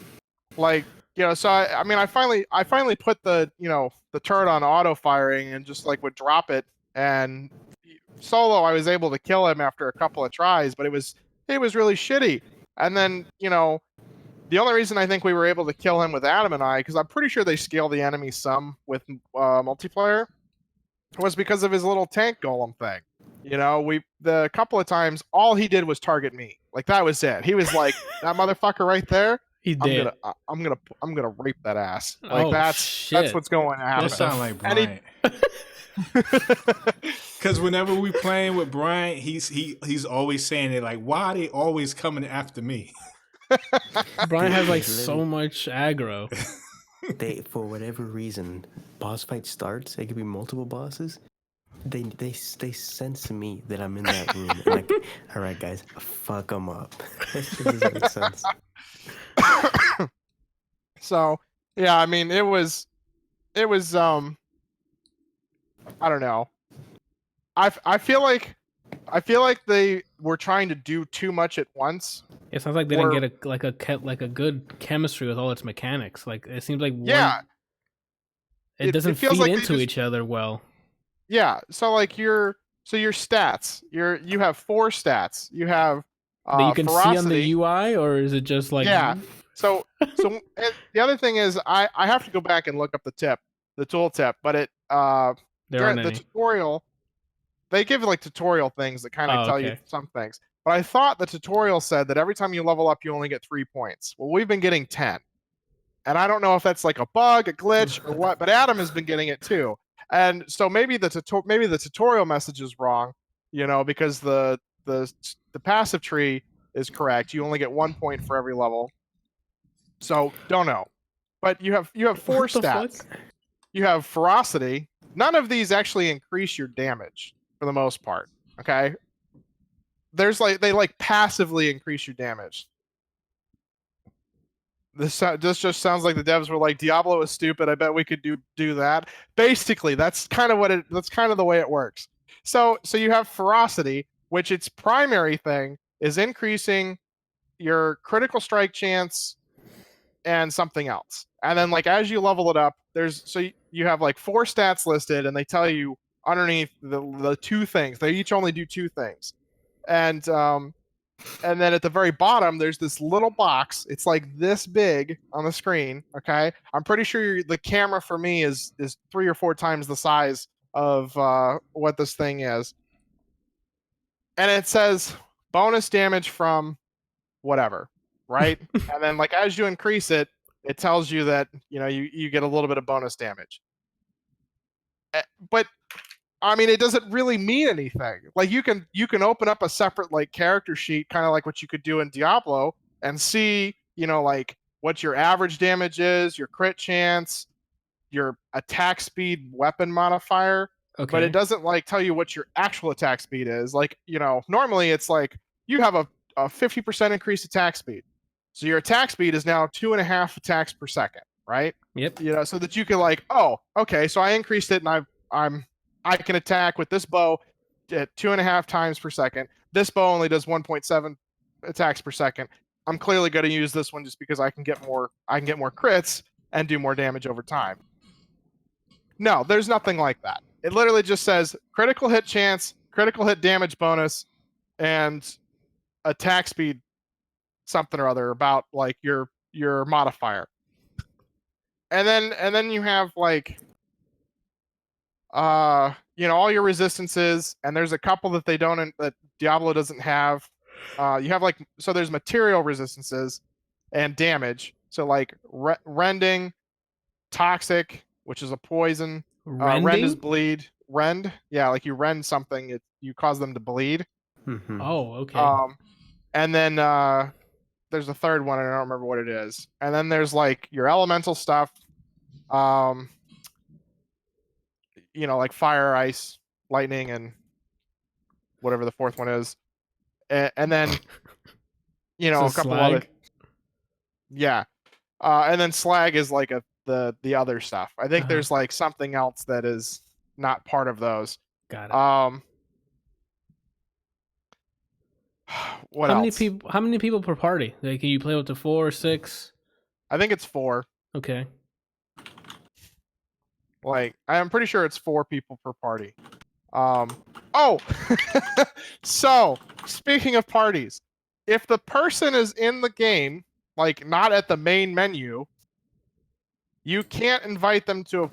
You can't, like, if I'm at the main menu and you're playing, you're in a game. Okay. Yeah. I cannot invite you to my party because it says error, players in another game.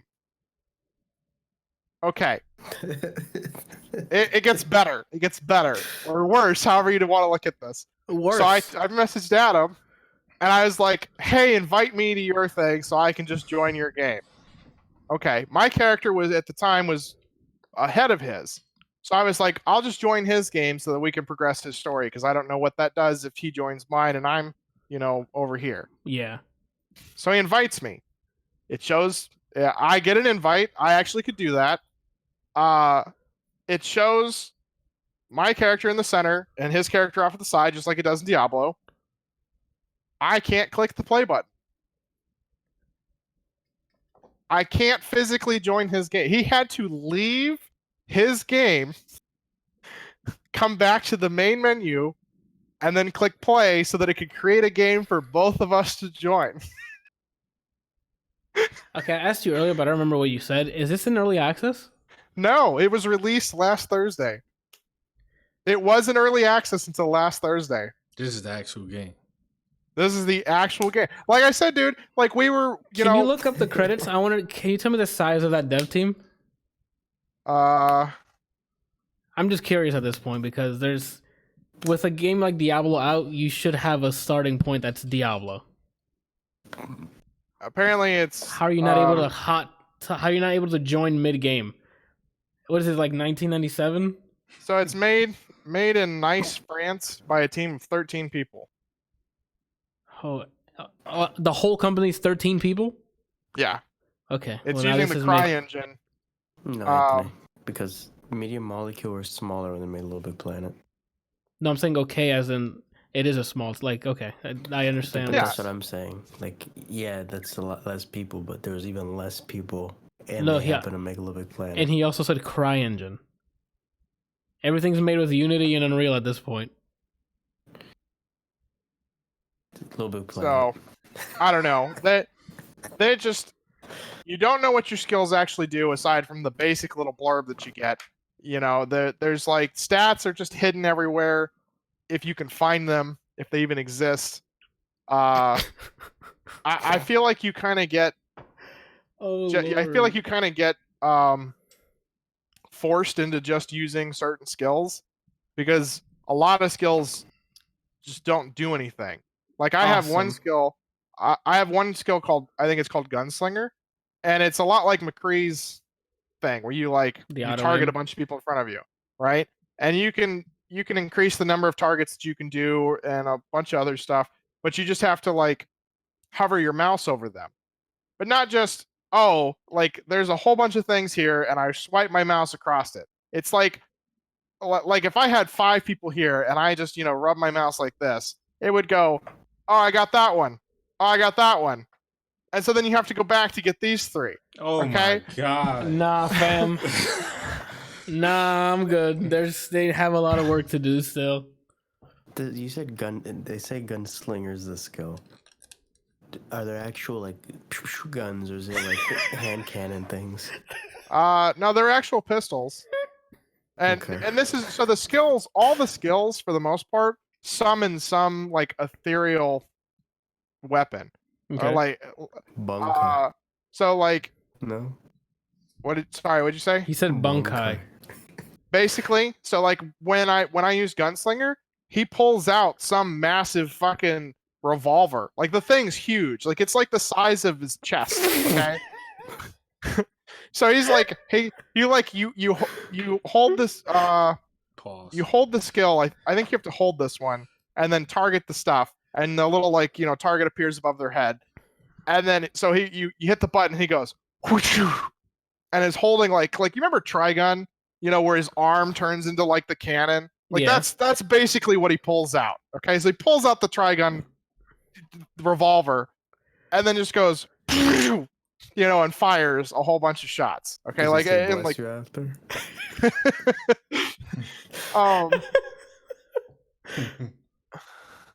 You mean the machine gun?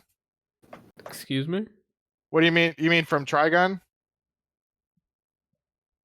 No, I know he carries a revolver, but he thinks you're talking about the priest with the no. cross. When he goes into that mode, His when hand he goes turns into that into a mode where cannon. his arm and fuses with the gun or whatever, and turns into that massive that cannon that wiped out that entire city.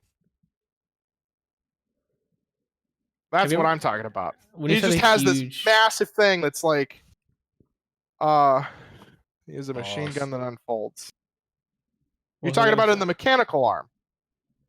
I'm talking about like his real arm that transforms. It only does it audio- like twice. For the audio listeners, he's talking to his chat. He's not going crazy.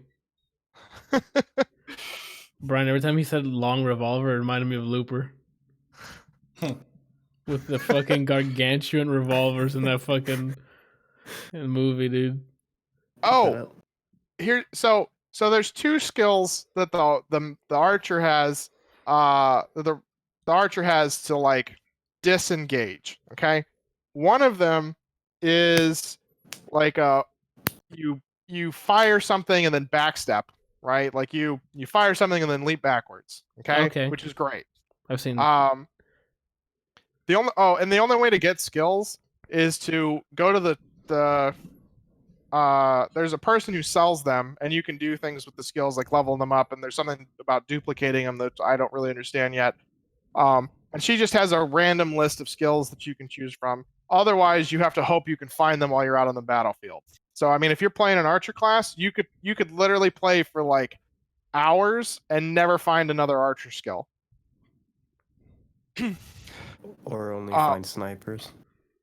Do what? Yeah, I'd only find snipers as a melee. I think I've found every single one of Adam's staves that he's used, and he's found all of my bows. We've never, like, I don't think he's actually found a staff for himself. It's literally, hey, I got a staff, and then I just you can't. So the trading system, you can't. So you have like the pictures in the the top left-hand corner, of your party. There's like and then the person. Let me stop you right there. You can't just drop it from your inventory and then pick it up. No. We're done talking about this, bro. Did you like the story? So in order to trade, you have to right-click on the picture. Oh, Lord. Like you would in Diablo. You right-click and you go trade and whatever. No, wrong. In Diablo, I drag it off the fucking menu. It drops in real life. My party members are like, hey, that's cool. I'll pick it up. We move on to the next horde of people to kill. Everything is instanced. Everything for your items and loot. Okay, like you don't see theirs, they don't see yours unless you trade. But in order to trade, do what? But I also want theirs. I know. So in order to trade, you have to right-click on the picture and click Send Trade Request, and which is pretty common. Like in Path of Exile, if you're in a town or something, you can't drop stuff on the ground; it just destroys it. So you have to do that, which I understand. Out in the real, like when you're out in the battlefield, you should be able to, just drop it and have them pick it up if you've already like looked at it and gone, no, I don't want this, and throw it away. You can't click on it if you have your inventory open. You can't like right click and send trader. You have to escape everything, be staring at the game to do this. I feel like nobody tested this game. No, there's no way they had a QA team. This is awful. There are a lot of so when you're going out in the world, they have these different colored stairs to show that you can go up or down for some like side thing. If it's green, it's optional. If it's blue, it's the direction you're supposed to go. Okay, and so you go down to the green ones, and they have like bonus objectives. So like you go down into this little cellar. Kind of like when you would go into special portals in Diablo, and you run through, and you run through, you complete the special objective, and then you get a reward. So like a lot of them are just kill this specific creature, kill all creatures, or I don't know, to clear the chest or something, or the shrine. Okay. So when you finish, it's not like you've killed everything. Like say the kill quest comes up, right? And you have to kill everything in there. There's just a progress bar that fills up as you kill things. Well, you might finish it before you actually kill everything in the room. Then when you finish the quest, the side quest, this massive, literally takes up a quarter of your screen, pops up and goes, congrats, and then shows you a list of that you can choose from. You can't toggle it. You can't get it to go away. So the whole time that you're getting your ship pushed in because there's a bunch of creatures that are under like here it is over top of where your character is, and they're all right here. You can't click on them without running down here first that you can pull them into view. Wow. Oh my god. That's pretty good. Yep. So did you like the story, Kelsey? Is there story? There is story. it's interesting. It's not like, holy fucking man, this is better than Diablo. This is amazing. No. The story is so. The gameplay is pretty decent, but the quality of life shit is beyond horrific. It's terrible. It's absolutely terrible. If Path of Exile, the 2.0 update came out, do you think you would ever be playing this? Is this just filler until that? Okay. No, I would never. Like, he's like, don't insult me, this, sir. After this, I would like. He and I are gonna play because we are. Don't get me wrong. We are enjoying the game. We want to see what happens. Because I have somebody to play with. It's not just me. If it was just me, I would have been like, no, fuck it, I'm done. Like, I enjoy some of the mechanics. You know, like, I like, apparently there's a 5th skill slot we can open up at some point. I don't know when. When the second game comes out. Right. And like, playing with him, trying to work our way through, he doesn't give a shit about the story at all. Like, I want to watch the cutscenes and like read a little bit and kind of just figure out what the hell's going on. He's like that. So one of the main characters in the very beginning is your father, right? And he's like I don't think he's like your real father. He's like your adoptive father, and he's trained you, and he's a really high-ranking member of whatever the army is, and you know, he tries to protect you. Do what? League of Assassins? No, I think they're called the Republicans. One more time? The Republicans? They're called the Republicans. Yeah. Are you fucking with me again? No. No. There's so like you didn't like the story. All right, we're going to move on. But so you know, there you have like a sister and a brother, and then your character. And the chapter 1 boss is your brother because of shit that goes on, and he's like, I was talking to him and he goes, I didn't know that was her brother. I didn't know you killed him. And then later on he goes, I didn't know that was their dad. I didn't know who that guy was. Because he literally just, you can't like, there's not a button to like quickly skip through dialogue and things. And there's 2 different types of dialogue. There's the passive dialogue where, you know, you passively hear somebody, or while you're doing something, it pops up on the side and there, you know, characters talking to you or whatever. And then there's still play, and then there's just audio playing. Yeah, and then there's like a somewhat interactive dialogue where like your character, you know, pops up, and then there's like a bunch of dialogue, and there's a button that you can press to like move through it. But there's not like a button on your keyboard. I have to physically find my mouse, click on the arrow in order to do it. I can still run around and do things. So if I wanted to just let it read and play and whatever, I can go, like if I wanted to go sell, I could do it during that. But it's like, I should be able just to like hit space or escape or something and have it just be like, okay, we're done. Yes, that's how it's 2020. Like, being forced to watch a video is getting ridiculous. Call of Duty does it every time they start a new expansion. I don't want to see any of it. Just get me in the game. And it's always loud. Yeah, well, that's another. We can't get into that. Fuck. So the final question here, Kelsey. Player of Diablo 1, 2, 3, Path of Exile 1, and probably 2. Do we waste our time with this? No, not right now. I mean, maybe give it 6 or 8 months, and hopefully they've released some updates that actually like are quality of life stuff.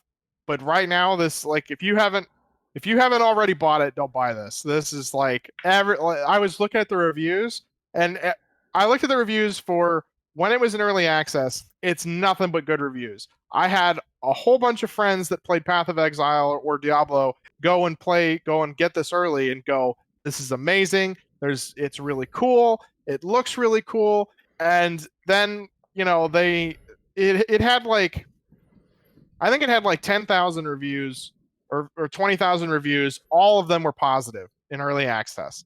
And I'm pretty sure it reset when it came out with, when it actually released. It now has 18,000 of mixed reviews. Okay. Like, everybody's complaining about the server bugs, about stuff being overwritten, lost, characters getting deleted, all this other stuff.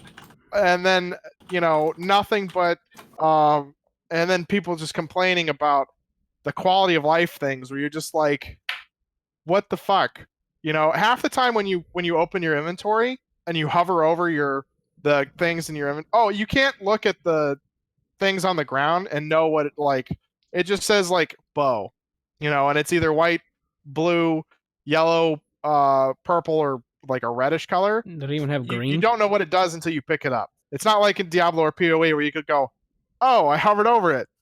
No, I don't need that. No, you have to physically pick it up and then either decide to sell it or throw it down. Throw it down? For who? Is no one be able to pick it up? You just throw it so you have more inventory space to pick up other shit. Get the fuck out of here, dude. And then when you open up your inventory, when you hover over stuff, it either A, doesn't register that it's hovering over it. B, it shows you the thing that you're wearing to compare it to, but not it. Or it shows you it, but not the thing that you're wearing so that you can compare it. So you have to like move your mouse a little bit, then hover over it again to see if it'll actually give you. Oh my god, I'm done talking and hearing about this. I don't know what the developer's name is. You guys have a lot of work to do.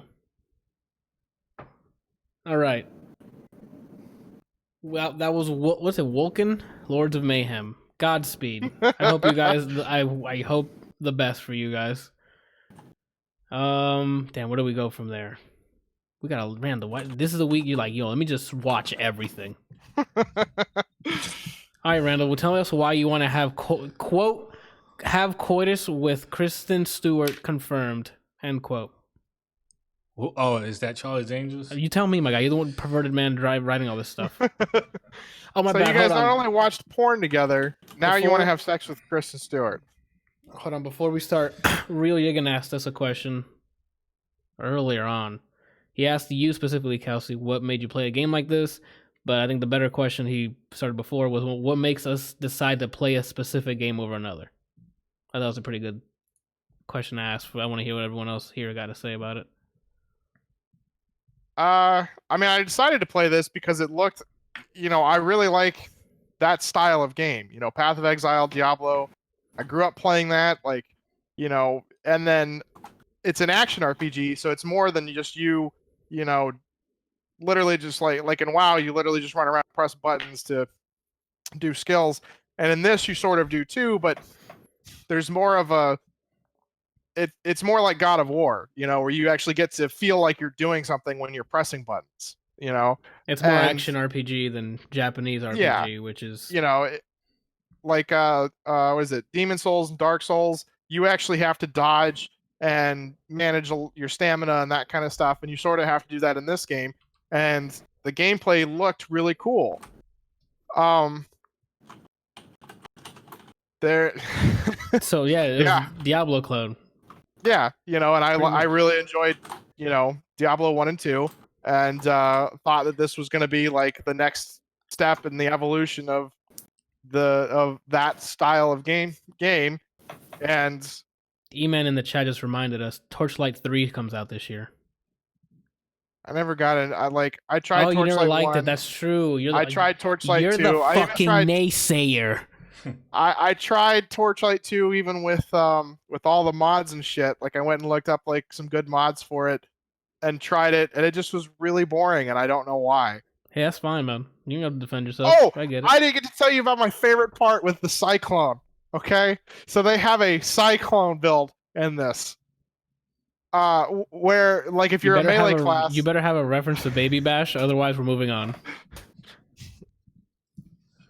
He doesn't move his body like a cyclone. Let me tell you. All right, there we go. Good. We can keep going. So in Path of Exile, so in Diablo, Cyclone, you hold the button and he just literally spins and moves wherever your mouse is. Okay. Originally in Path of Exile, you would click, and as long as you were holding it down, he would spin and go to where your mouse was, and then if you held it down, he would then move towards the next point where your mouse is. Okay, so it wasn't like perfect, but it's still, you would still sit there and spin and spin and spin, and so if you like held it in place, he would just sit there and spin the whole time. And in this one, you summon a giant greatsword, and start spin, and like you actually have like a wind up time. Like you click somewhere, and then they pull out the sword and then start to spin and then spin a bunch of times. Okay. Normally with a cyclone, it's not like, how to explain this? It's not like you're hitting like constantly every second, but it's usually a pretty short time, and normally it's based on like your attack speed and spin rotations. Yep.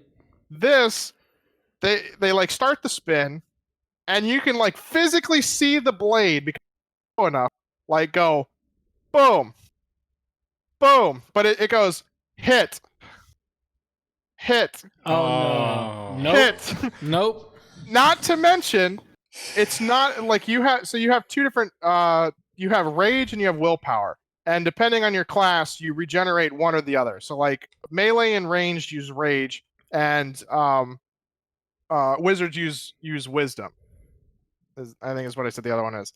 And so as you do like basic attacks, like nothing generates, for the most part, generates rage. The skills don't really generate rage, at least that I've noticed. So you just have to basic attack to get your rage meter up. And then you burn it by using your skills, right? And some skills, I think, do actually give you some rage, but it's not like enough. It's not significant enough to be like, oh, I'm going to use this skill to generate rage. Now, the mage, however, has a skill that just generates a fuck ton of willpower. So Adam just runs around with these two, like, laser knife hands, just slashing the fuck out of things. Okay? And so you burn the rage to use the cyclone.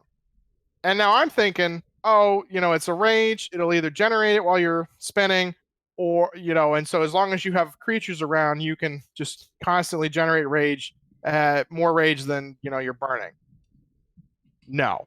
It just, first of all, it just uses rage. Second of all, it is a point and click adventure. You place your mouse over there, you press the button, it does the whole wind up, sort of hits shit as it goes through and doesn't really do any damage, and then stops. And then you tell it, oh, I want to go over here now. It then does the wind up again. We're done. We are done talking about Wolf. Yo, they need. That's trash. Spin to win in D3 and PoE is way better. Nah. Sentinel. Ooh, oh Lord, no. Pivot, Brian. What makes you pick a specific game over another? That got me tight. Did he just leave? He did. What's happened? Okay. I don't think I've put this much thought into playing games. Randal, because Brian just straight up left as I asked him a question. I'm not back. Randal, what? Yo, you're all fired. What makes me pick one game over another? Yeah, what makes you decide to pick one game over another? Well, in comparison to the rest of you guys, I think I'm a little more bougie when it comes to picking games. Because I won't play everything. I usually pick stuff that is exceptionally, like, it's really good, or it's been told to me that it's really good, or it's known by a bunch of people that it's really good, unless it's just something that I'm really passionate about. So I usually pick games based on history. Like God of War is history for me, so of course I'm going to play it when it comes out. If it's something that I've never played before, I think you introduced me. Do you mean like IP track record? Yeah, like IP track record. Because God of War, you know what type of game God of War is going to be, or you got it. And I'm familiar with the story. So, that's another thing is I'm very, like, a lot of people are not as passionate about the story. I am very story, like, story is very important to me. So. I get wrapped up in the lore and all that stuff like that. So that stuff, if that's like one of the first questions is like, is the story good? Is it a good story or whatever the case it is? So is it basically it boils down to track record and word of mouth. Now the word of mouth is like, if it's like really compelling, like for example, Brian has told me about Witcher, which the way he explained it makes me want to play it. I can't remember, but I think, didn't you introduce me to The Last of Us?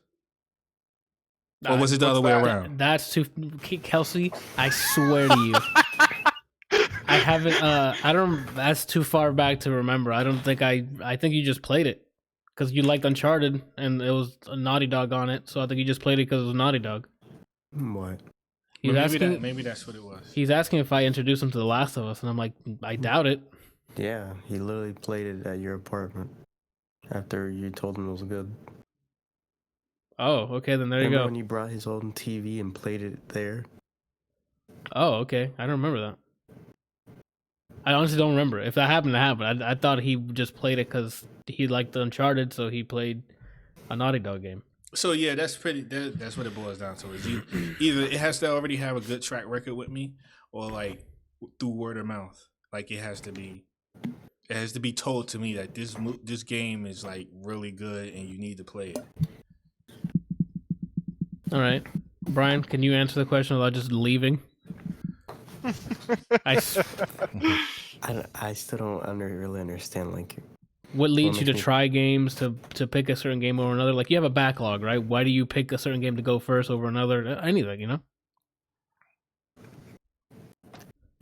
if I've never played the game, I'm like, oh, sure, it has to, like, maybe either the aesthetic or... That's hard because I don't really watch trailers.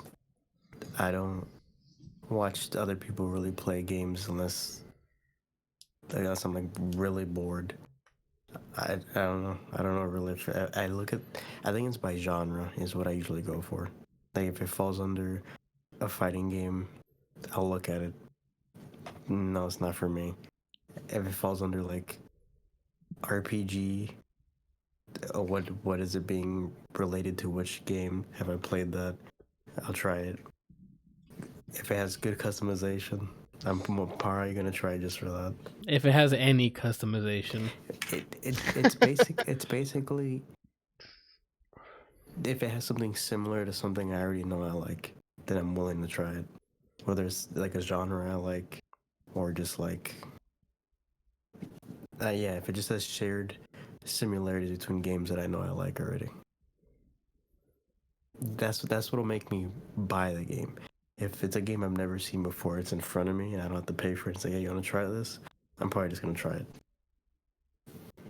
I don't know if that makes sense. oh hey, that makes sense to me. For me, I'm more of a slut of gaming. I just literally if they say it's a game, I give it a shot, and if it's not a game, I'll tell people it's not a game. Don't buy it. But to pick one over another, Yeah.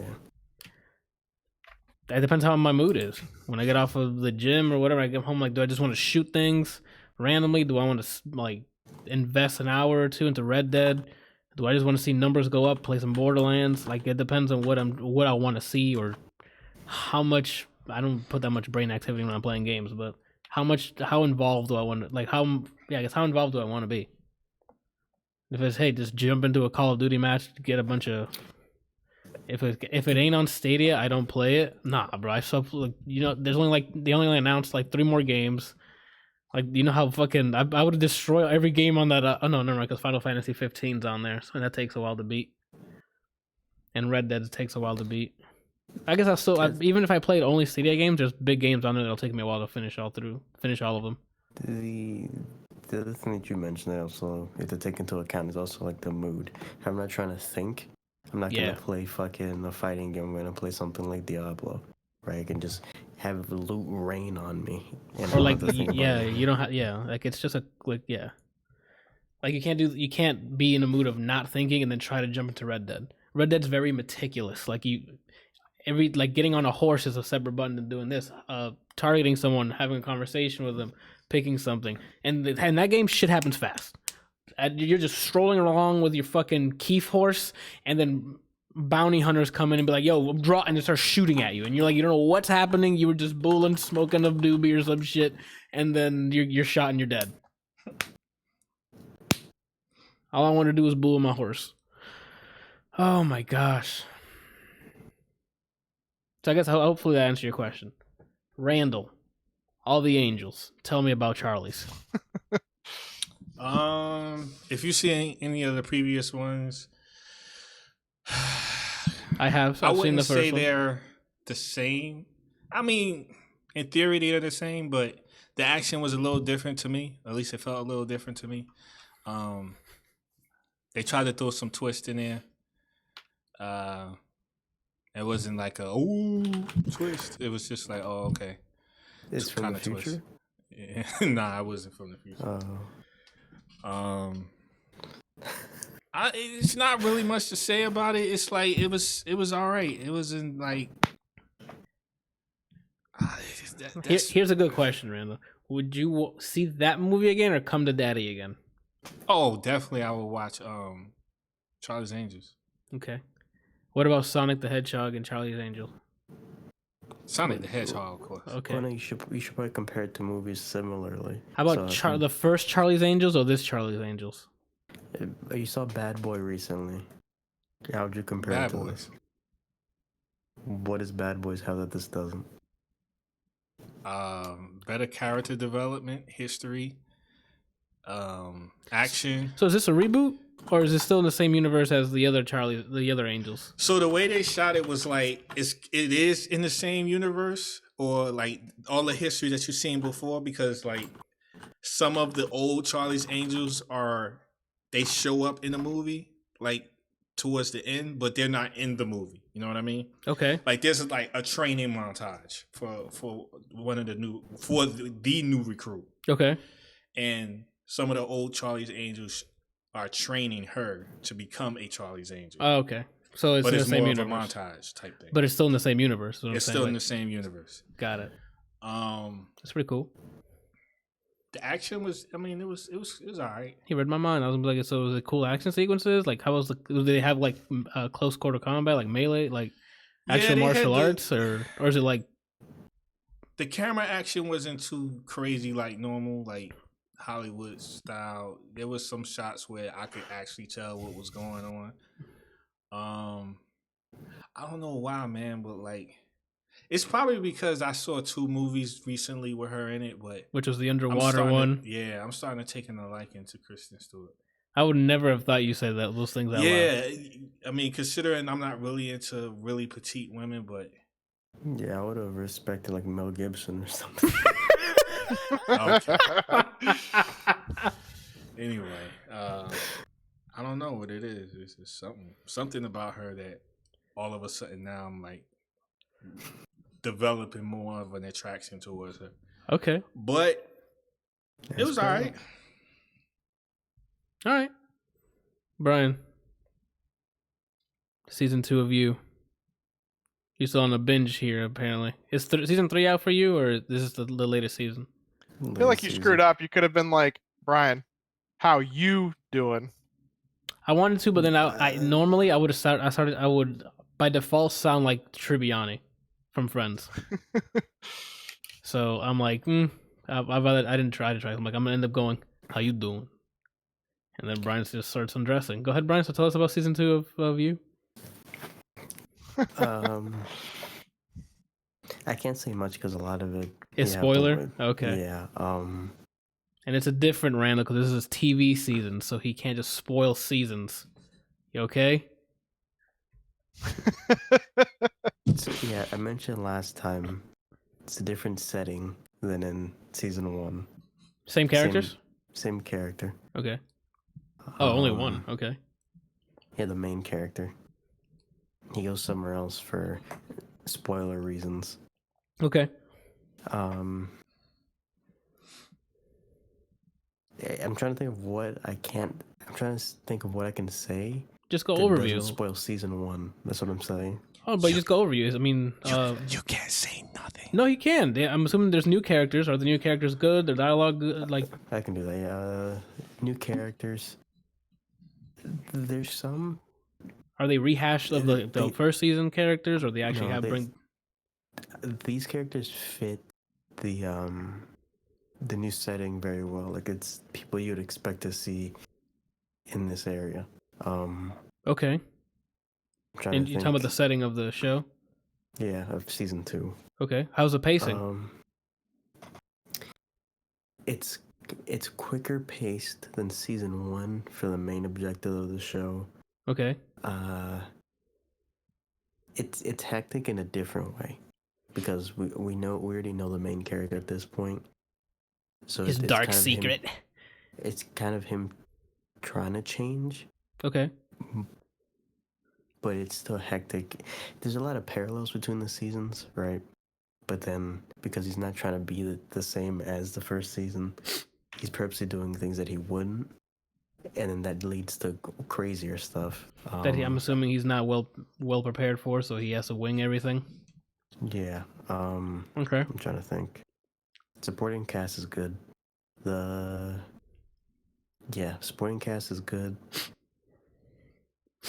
The main character, the guy who plays him, Penn Badgley, I think, still does a great job. He's a great narration voice, I think. I'd love to seasons just hear in, his you're good to voice. go? Yeah, I Okay. love his voice. Does this season have its own like proper arc that ends in a nice way, or is it like butchered at the end and they're like, oh, come back next season?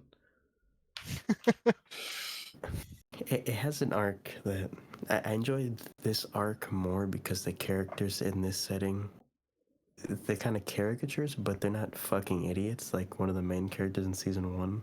Come to daddy. You know how in How I Met Your Mother, the Oh Honey episode, The Katy Perry one. that's how you feel about the main love interest in season 1. Oh god. She's just a fucking idiot. Okay. In this one, they're a lot smarter. Everyone around him. So they heard Randall's complaints about them doing dumb things, and they're like, "No, we got it. We're gonna step it up." Yeah. I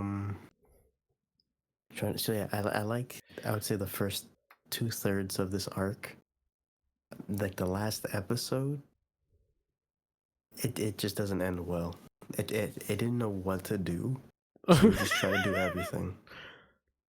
Okay. And I like a part of the way it ends. It ends in a way different regard than the first one. But then the last scene, it seems like they're just trying to shoehorn this show for whatever money they can get out of it. Oh, so they're gonna just come back and see if they can push another season with it. Yeah, so it was like, I don't know about this, but it's still a good ending. Interesting. Are you serious? Is basically the ending. Okay. But it's still enjoyable. I don't think I will care about this 3rd season. Like, I'm think not it's- looking for. Do you think it's going the way of Hannibal? Oh, Hannibal season 2, I was done. Oh, I thought you said season 3, and you were like, "No, we're done here." There was a season 3? Yeah, I think there's 3 seasons for Hannibal. And I thought I saw 2, and then I was gonna start the 3rd one, but you and Mom saw the 3rd one. And you're like, "Don't even fucking bother." I think it was the latest season of whatever Hannibal was. I fell asleep every episode. Jesus. Okay, so that says something. But no, this one, Every episode. I don't think it's gonna be the same. I think the main like recurring objective of the character is gonna get old if they try to just milk it. Okay. You know, like Stranger Things, it's still for the most part the same show each season. Mm-hmm. And then, as you can see, they just keep putting stuff in for filler, but nobody cares. And then the show is progressively getting worse. It's just there for money. I think that's what could happen with this. So yeah, I enjoyed it. Minus the ending, I might say I like this season more. Just because I like the supporting cast more. In comparison to the first season? Yeah. Okay. There's not really music, so I can't really say about the soundtrack, or at least not. It's just like tone stuff, like just scene music. Yeah. Or tone, yeah. Okay. Scene music. I'm not. This isn't a spoiler because I'm not gonna say who and what, but there's an episode where a character is on an acid trip, like his drink is dosed with something. Okay. And so the whole episode's making you question what actually happens. Oh, okay. It leads into the next episode. Like you're still like, wait, did this happen or not? And I don't know. It was like in the middle. It's funny and it's like disturbing. Okay. I think that sounds fun. I remember the number. It's closer to the I think that's a spoiler if I say where it is in the season. I don't. It's around the apex of the season's arc. Yeah, I enjoyed it. Whenever the third season comes out, I'm gonna watch. I'm probably gonna binge it, but I have a strong feeling they're gonna let me down. Ah. Oh, hello, Bricky Nutria from Mixer. Speaking of, did this happen? Did this not happen? Randall, talk about Fracture. This movie was a mind trip. Like, You could say the F word, Randall. It's fine. no. So I'm trying to think of what other movie he was in, so I can tell you what guy he is. Well, I can click here and find out.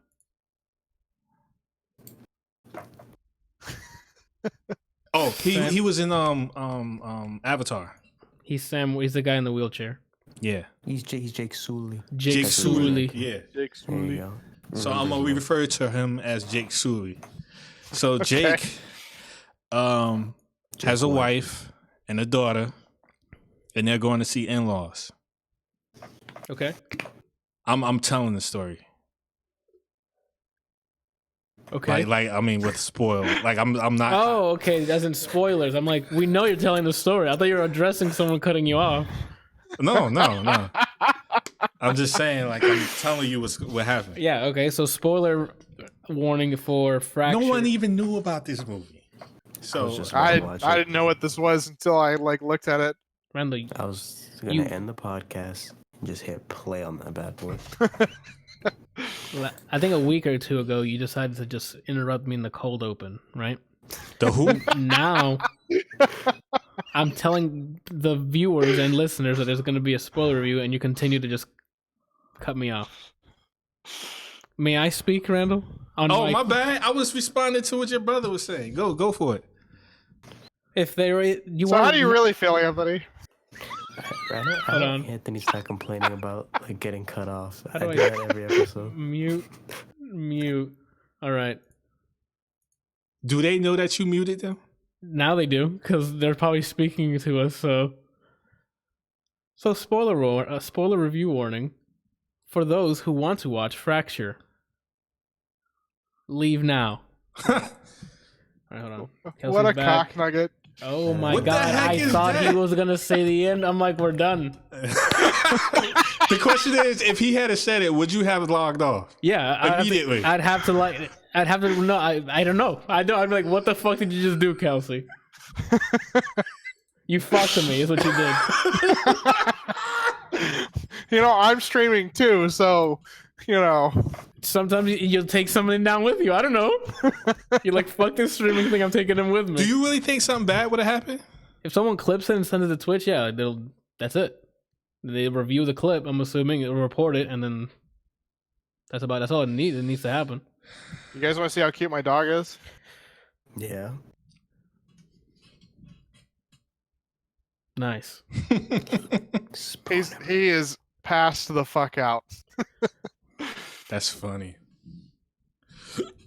Randall, go ahead with your spoiler-full review right. of Fracture. I'm gonna try to do. Yeah, like speed run this, but don't give me the play-by-play. I'm gonna try to do. Like it's already 2 hours in. We still haven't started with Parasite yet. Try to do a good job with this.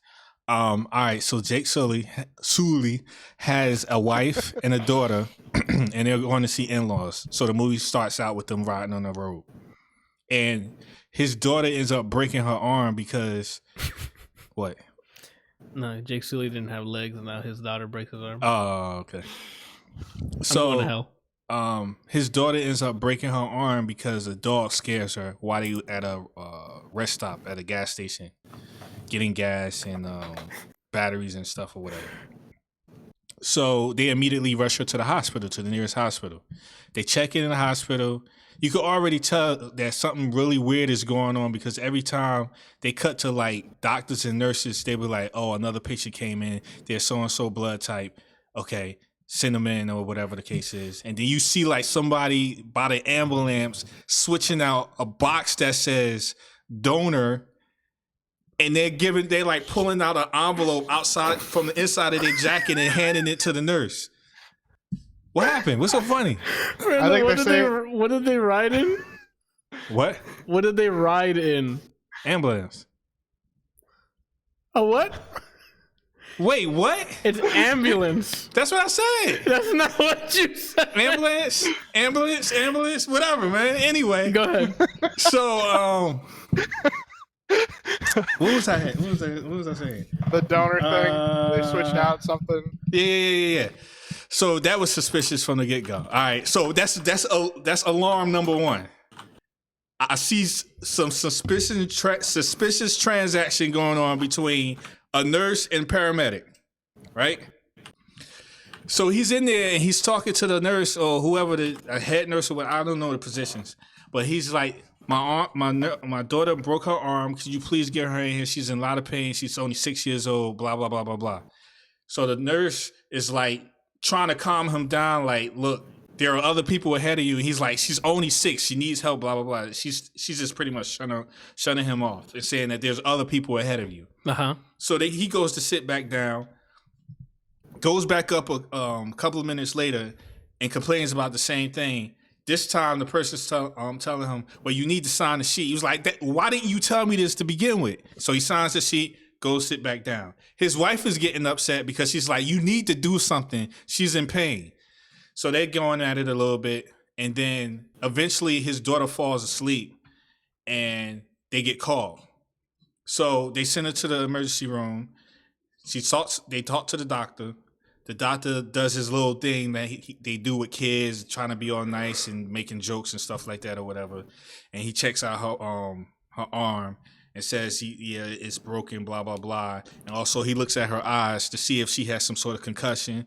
He pulls the parents to the side, tells them that, you might want to do a CAT scan because blah, blah, blah. You don't know if she damaged her brain or whatever. And that's the worst case scenario. Like, you don't want to like overlook that. Okay. So they're like, okay, fine, whatever it takes. They have I don't know what you would call it, but they like talking to the person who takes their insurance. This chick is like really creepy. You know how they do those really creepy shots where like they keep cutting back and forth real fast, but the angle and the way they're shooting it, they're shooting the camera at the person, it makes them look like really eerie. Okay. Like they're doing that with this person that's like taking all his information, like asking him where does he work, what his insurance is, if he has any history of alcoholism and all that stuff like that or whatever. And like she's asking all these weird questions to the point where both of them are looking at each other like, what does this have anything to do with my daughter? Her arm is broken. We just need her to get, treated. Do you like pancakes? Yes.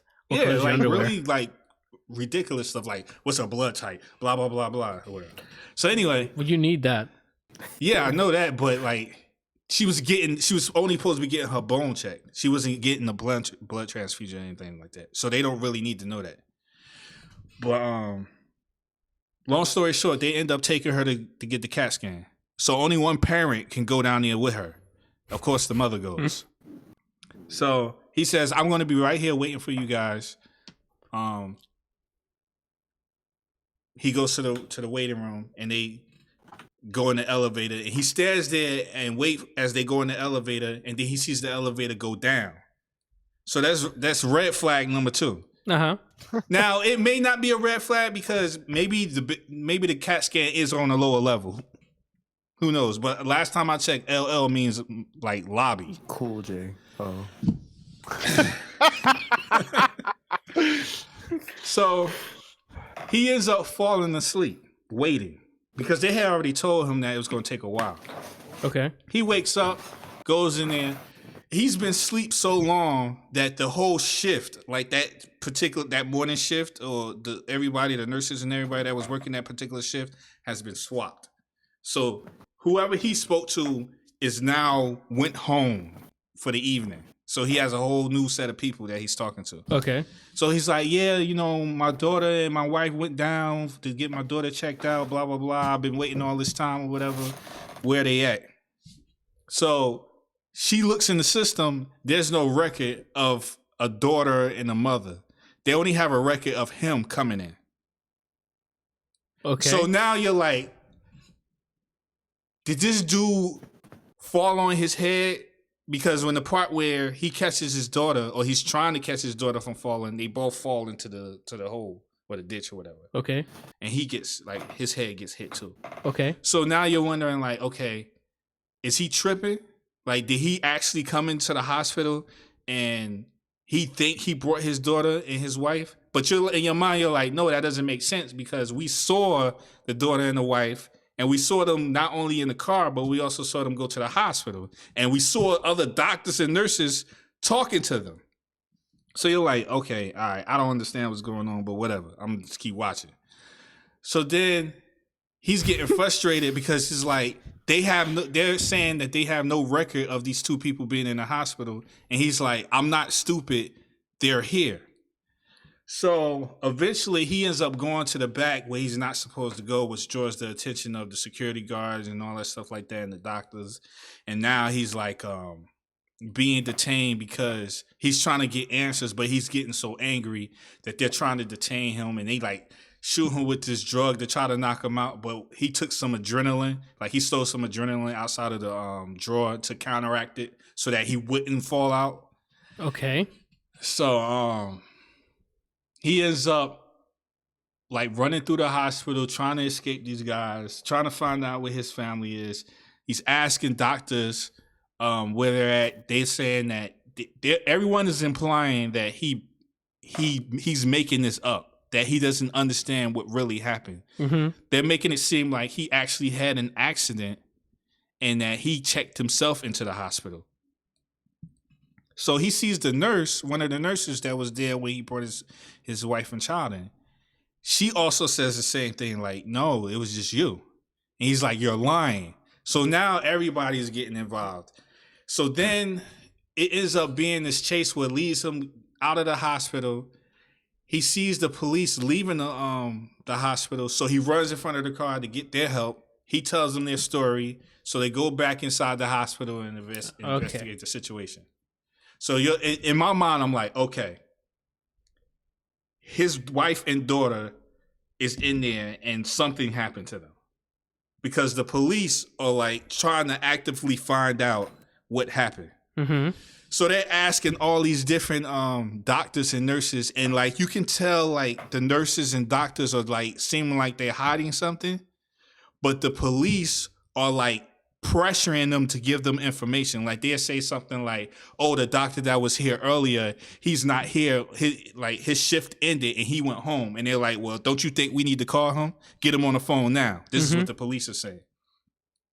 So at this point in your mind as a viewer, you're thinking to yourself, okay, he did come in with his family. Something happened to them. They disappeared. And the police is trying to figure out what happened. Okay. So now, make a long story short, they go through all these questions and all this stuff like that, and they make it look like he's crazy. So now he's trying to defend himself and make it seem like he's not crazy. Not only that, the way he's being set up as if he murdered them. They bring in this psychiatrist who's talking to him, and she's like talking to him like very condescending, like, are you sure? Maybe perhaps you didn't do said thing, blah, blah, blah, whatever. She was like, I forget what his name was, but we're going to say his name was Ray. She's like, Ray, where is your wife and daughter? I thought he was Jake Sully. Well, Yeah, what the heck, Randall? I'm sorry. Are you talking about a new character now? I'm like, who the fuck is Ray? Immersion. It's Jake Sully. Yeah. All right. So, Jake, where is your wife and daughter? Perhaps maybe they're at the accident where you said this all happened, where she fell. Where are they? So the police and everybody go to this gas station where the accident happened. They find the section where they fell. There is blood on the ground, but it's a lot of blood. More blood than what it seems like came from him or her. So now they're looking at him like he murdered them. He's like, no, there was a dog. It scared my daughter. She fell. I tried to reach for her. We both fell. No one's believing him until one of the search dogs start barking at something in the background. It was the dog.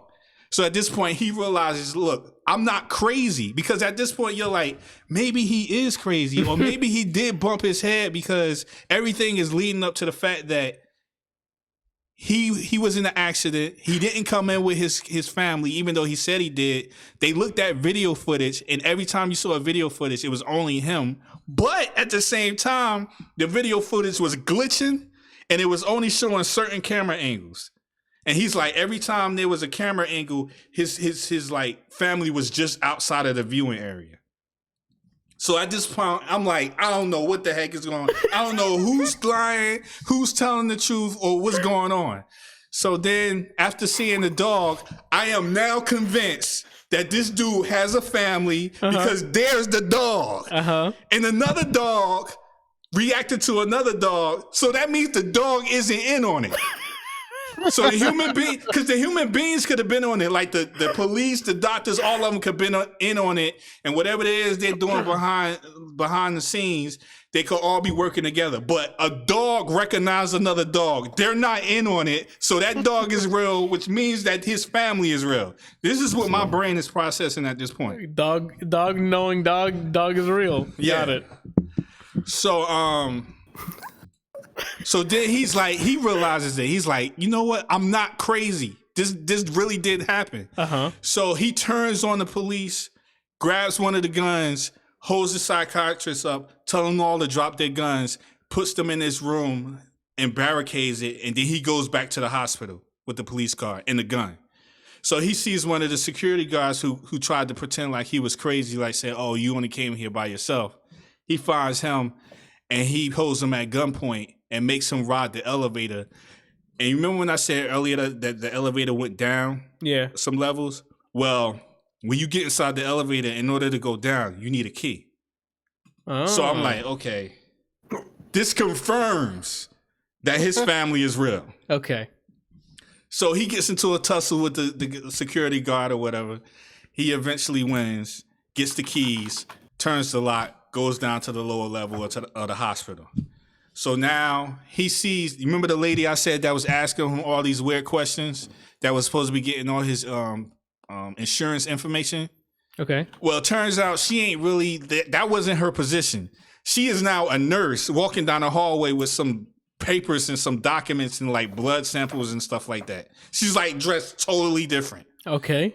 So I'm like, okay, in my mind, I'm like, okay, number 3, this is now confirmed that this is real. So he's like walking past these doors, these rooms, and he's looking in there and he's seeing patients, and he's seeing like the sheet over them, but you see like a huge blood stain going through the sheet. So he goes into one of the rooms and it's 2 bodies. So naturally he's immediately thinking, is this my daughter and my wife? Yeah. So he pulls it back. Yo, the whole body was like, the inside's everything gone. Just imagine your body and all your internal organs gone. It was a hole. It was just no lungs, no intestines, no heart, no nothing. Everything gone. It's like they're From his wife? No, it wasn't his wife, but it was somebody else. Oh, okay. I thought you were saying like he gets down there and he pulls the sheet back and his wife's just laying there on the table and all of their organs are gone. No, it's revealing what they're doing. They're taking people and they're stealing their organs. Gotcha. Even though they might go in the hospital for like, I don't know, I feel sick or my pinky hurts. And they just take all their organs out their body. Oh, sure. I hear that's what fixes a pinky ache, bro.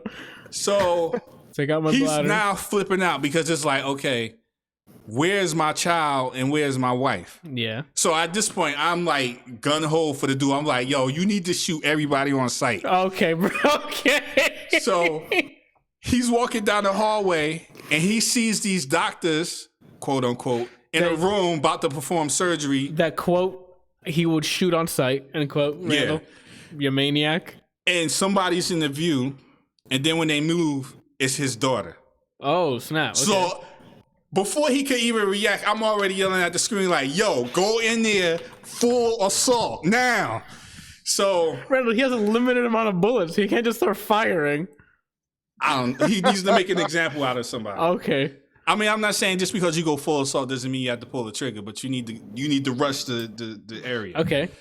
So he goes in there and he immediately like starts yelling at them, telling them to stop or whatever like that.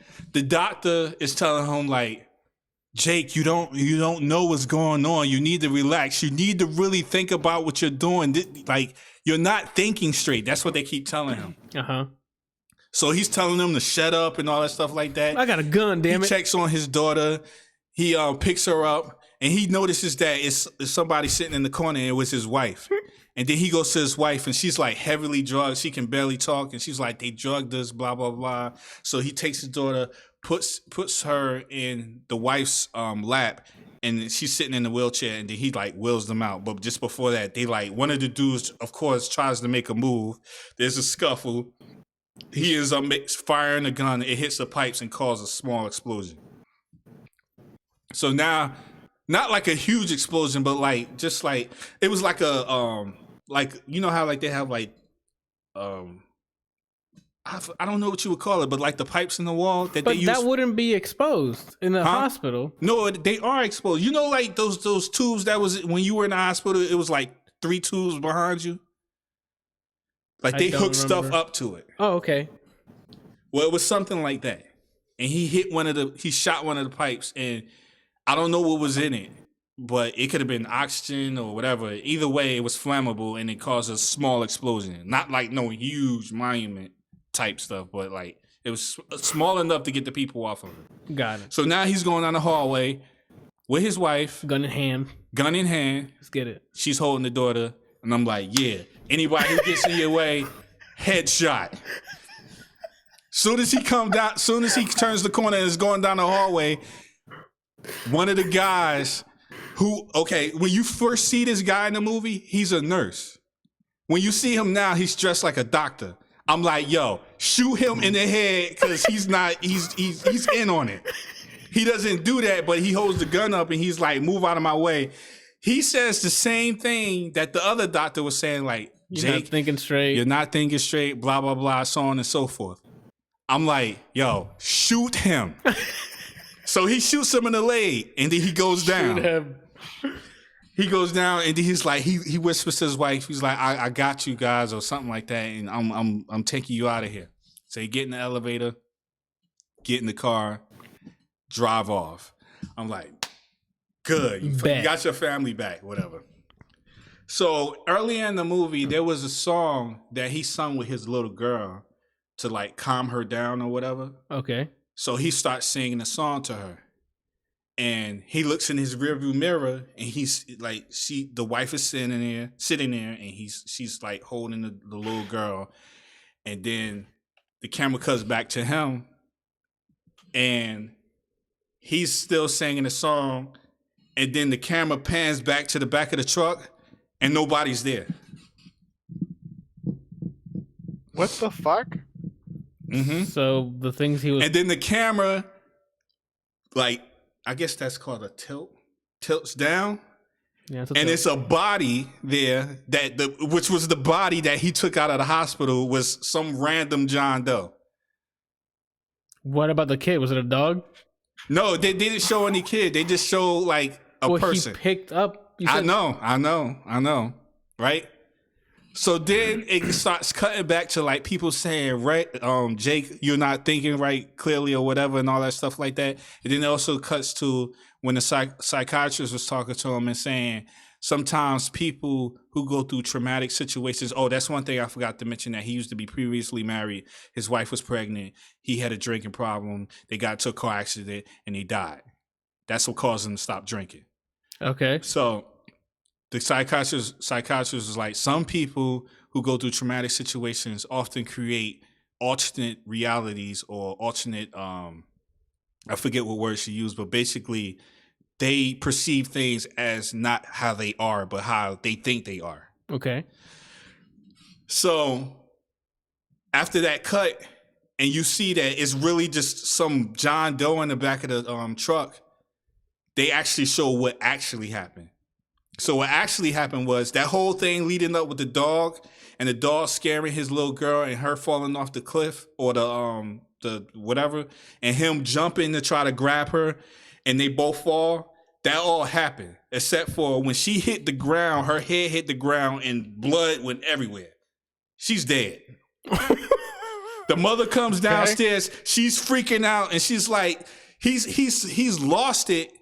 like he can't. He's like in disbelief that she's like jerking on him and like pulling on. You know how like when you grab somebody's jacket and you're trying to shake them into like wake up or whatever because he's just standing there. Yeah, I got it now. And it's like they did it like in that way, like when you cut all sound.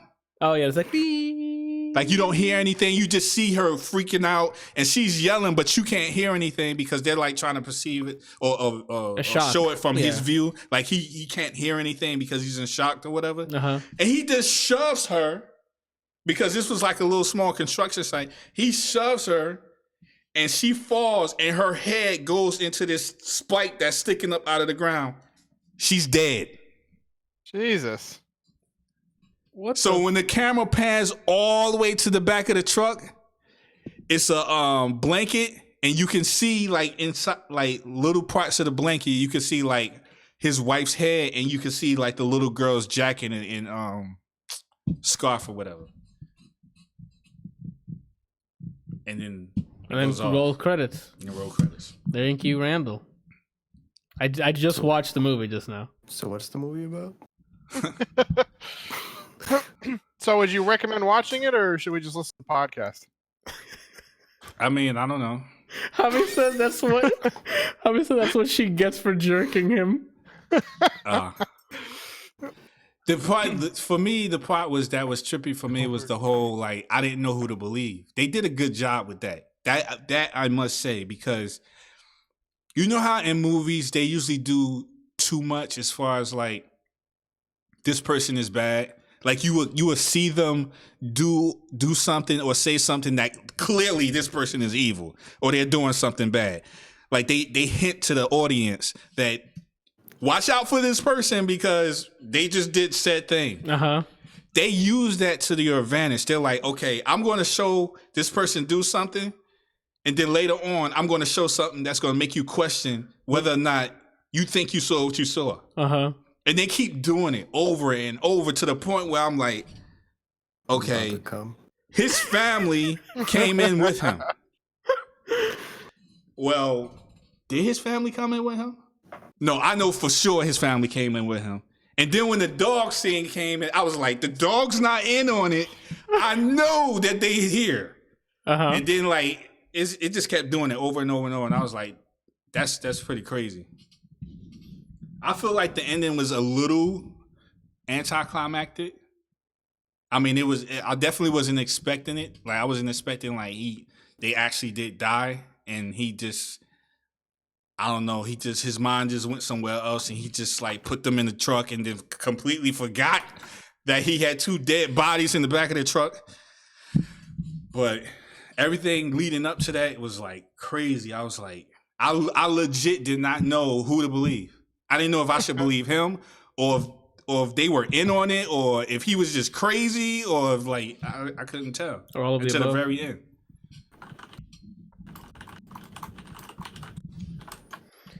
So, what did you like and didn't like about the movie? I just told you. No, you just told me the movie. I just literally just said I like the fact that they kept switching it up. Like, but is that it? And the part that I didn't like was I felt like the ending was a little anticlimactic. Okay. I mean, I don't know how else you could have ended it, but it was like, oh dang, they really did die.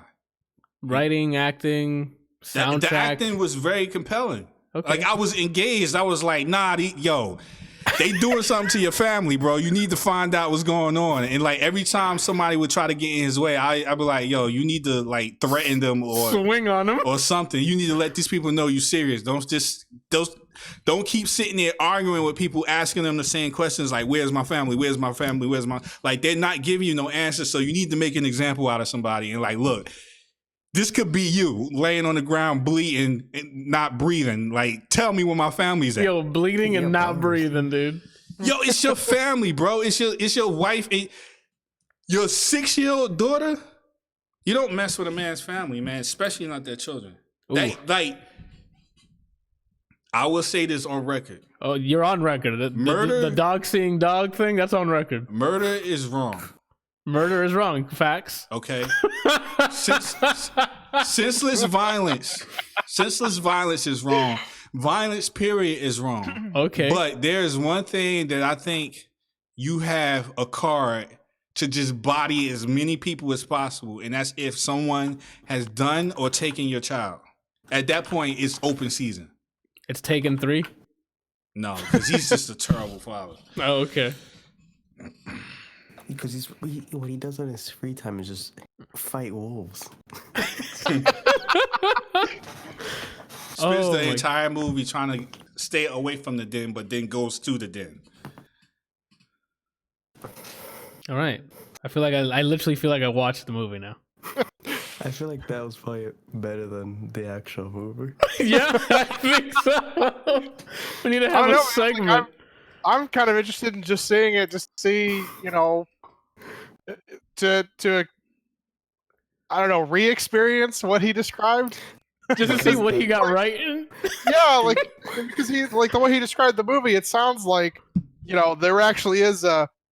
Wait. Is it real? Is he actually having like a psychotic break? No. The dog proves that it was real, you know, and then like you go back and forth, and at the end you actually find out what happens. But you know, I want to see how it. That's difficult to do, to get people to like really believe, you know. What was the movie with is it Shutter Island with Leonardo DiCaprio? Yep. You know, like you like really thought that he was, you know, like a detective, like trying to find stuff out, and then at the end you find out that he's actually a patient. Like, and then you go back and you like watch all these things that people are like, did you notice this? Like, it's just really awesome to see that kind of stuff happen. I don't mean to correct you here, Kelsey, on live television, but my professor here taught me everything I need to know about fracture. So it's not the dog that notified you whether it was real. It's the dog noticing the dog that they're not in it. So, I mean, up until that point, you could look at it from both ways. It's like either he was really crazy and he was tripping, or these people are doing some real shady stuff with other patients, and his family is caught up in it. But I mean, the whole story was like his daughter was afraid of a dog. The dog scared her. He tried to scare the dog off, and the dog scared her, and she stepped back, and he tried to grab her, but they both went off. You see this happening in the beginning of the movie, so you're like, okay. This is my story. He didn't make this up because I saw this. But then when people start saying like, well, you only came to the hospital by yourself, then you in your mind as a viewer, you could be like, okay, maybe he made that whole story up. Maybe there was no dog. Maybe that his wife and child really wasn't there. But then when they go to the scene and there's blood, and then the search dog that's with the police notices the same dog that you saw earlier in the movie is like, okay, nah, the dog's not in on it. That dog is real, which means it really happened. That's the title for this fucking episode. The dog ain't in on it. Well, you know how like DVD versions of movies have the developers or commentary, the director? Yeah, I want to watch this movie with the podcast playing over. Yeah. So. Muffins in chat goes, I wrote the movie and I didn't even tell it as well as Randal did. Oh, that's good. That can be your show, Randal. Just telling us movies. It's $1 billion idea. All right, we're already approaching 3 hours here.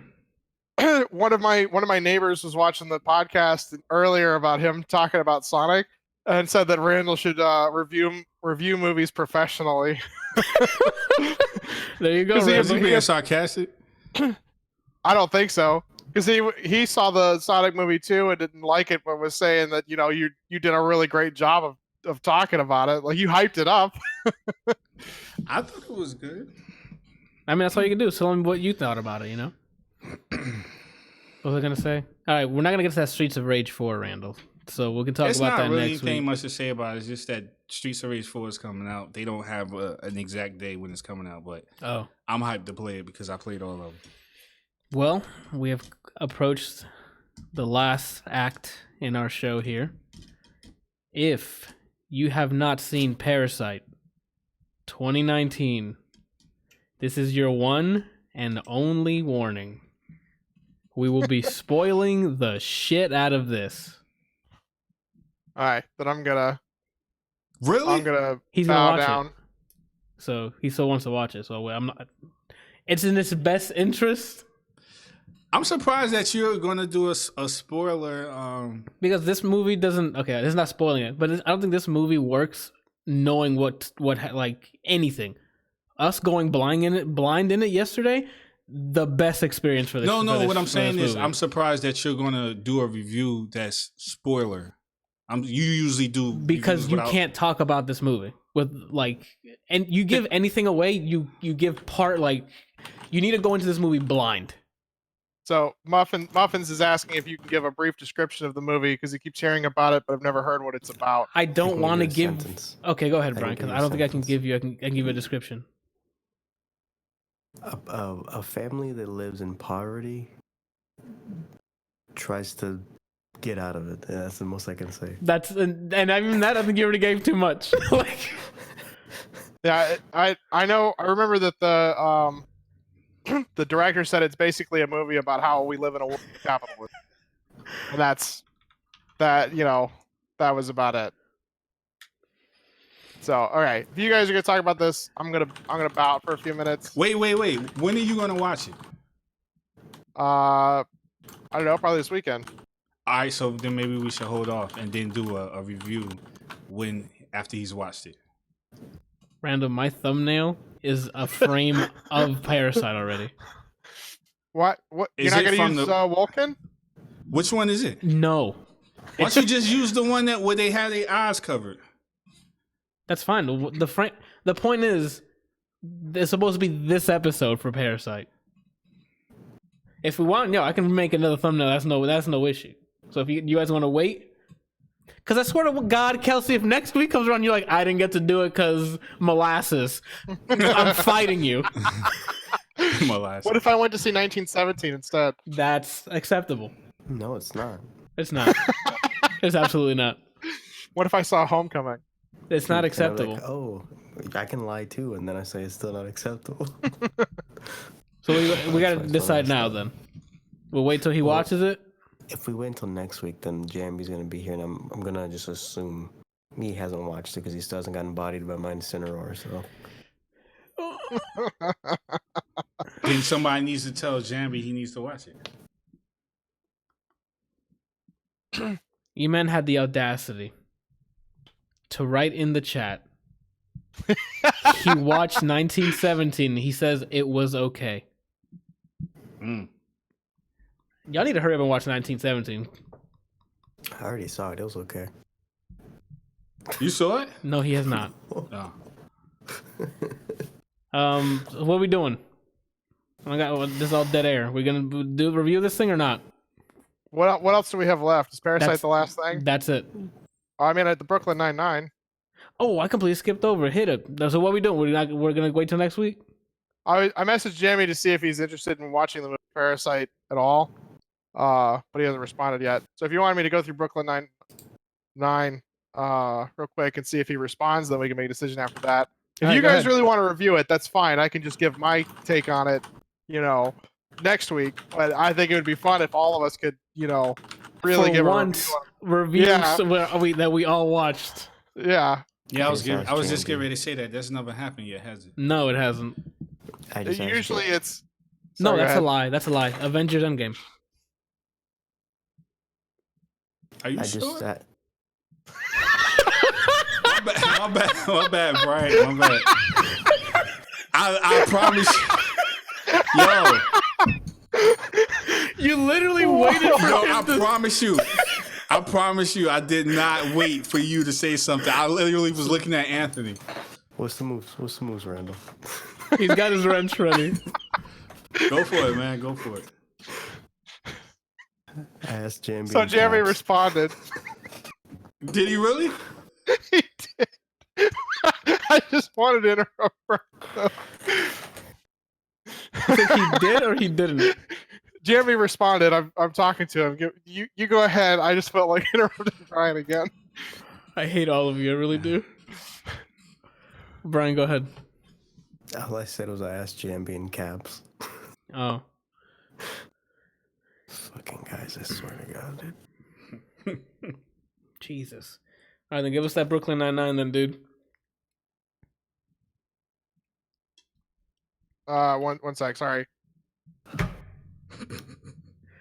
All right, so Brooklyn Nine-Nine.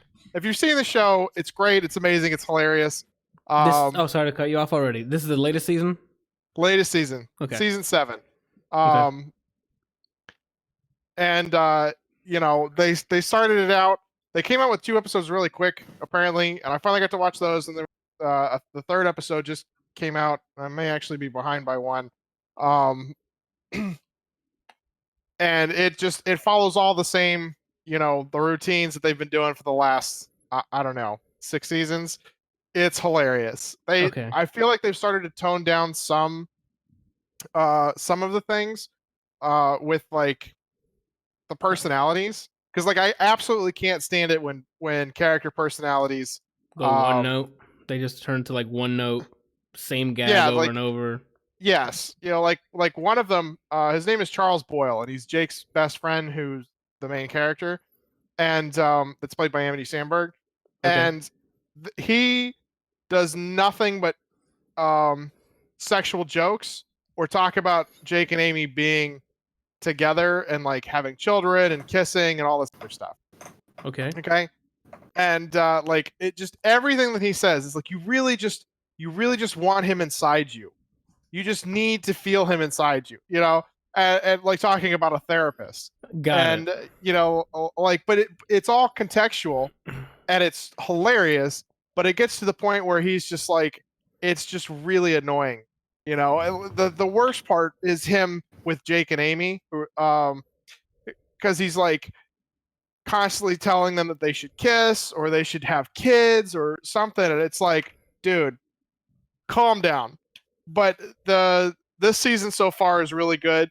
It's all a continuation. It's actually like a, when things happen in previous episodes, you see them move forward in the next episodes, and the show is hilarious. I love it. It's been really great, and I definitely suggest watching it if you want something to really laugh at.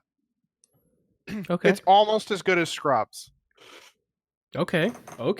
That's for me. That's high praise. I really like Scrubs. All 8 seasons. The only reason I thought of that is because earlier today, I was pulling by Facebook, and somebody had posted a bunch of like, really good Scrub posts, and like when JD was like, Laverne, what would you do if I got this jelly bean in your cleavage? Or what would you give me if I got this jelly bean in your cleavage? A concussion.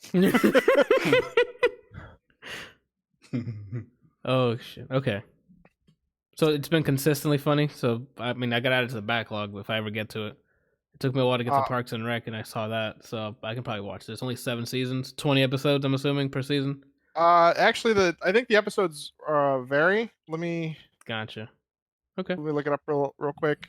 Oh no, it's 22, 23 episodes. It's about 22 episodes every season. Season 6 only has 18.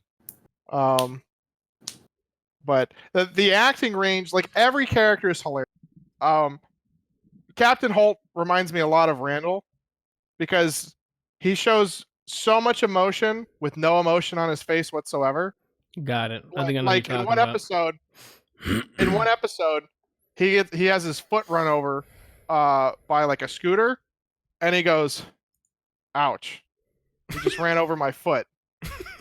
I'm in excruciating pain." And then walks away. Nah, I don't think Randal would react like that. What the heck, man? That's Randall's reaction. But he'd probably curse if someone ran over his foot, but yeah, that probably hurts.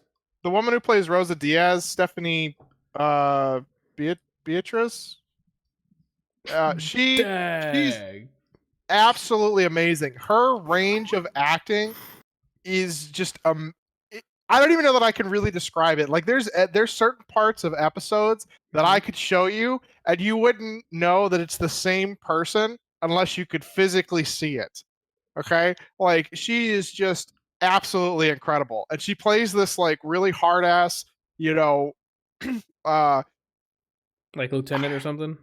no, she's not a lieutenant. She's just one of the detectives, but she's just this like I'm trying to I can't think of the words to describe her because she's just this like very empowering person that just doesn't give two shits about, you know, people's feelings. She just doesn't have feelings, you know, and she Got it. and she tells you about it all the time. And you nobody in the precinct knows anything about her other than her name is Rosa Diaz. They don't know where she lives. She doesn't know what her interests are. They don't know what she's like really likes or is into. And it's just they spend episodes trying to find out anything about her. So that's her her running gag is the mysterious one. Yeah, and then the lieutenant, who is played by Terry Crews, finds out tidbits of information and like tries to use that, not like against her, but you know, as like against her in like a playful way. Okay. And Muffins goes, Jake at one point says, "The only thing I know about you, Rosa, is that I assume you have a." The punchline was deleted from Discord. I need you to repeat the punchline. Is this like live editing or something? Yeah, I edited it because he was saying some very raunchy things. So Jake at one point says, "The only thing I know about you, Rosa, is that I assume you have a shower in your home." Oh, okay. They literally know nothing, but Terry gets like little bits of things, and he tries to use that against her. And like, you know, in one episode, he tries to use something from her past as a point to make another point, Mm-hmm. and then it completely backfires on it. And it's just the way that they disguise her entire life is just incredible.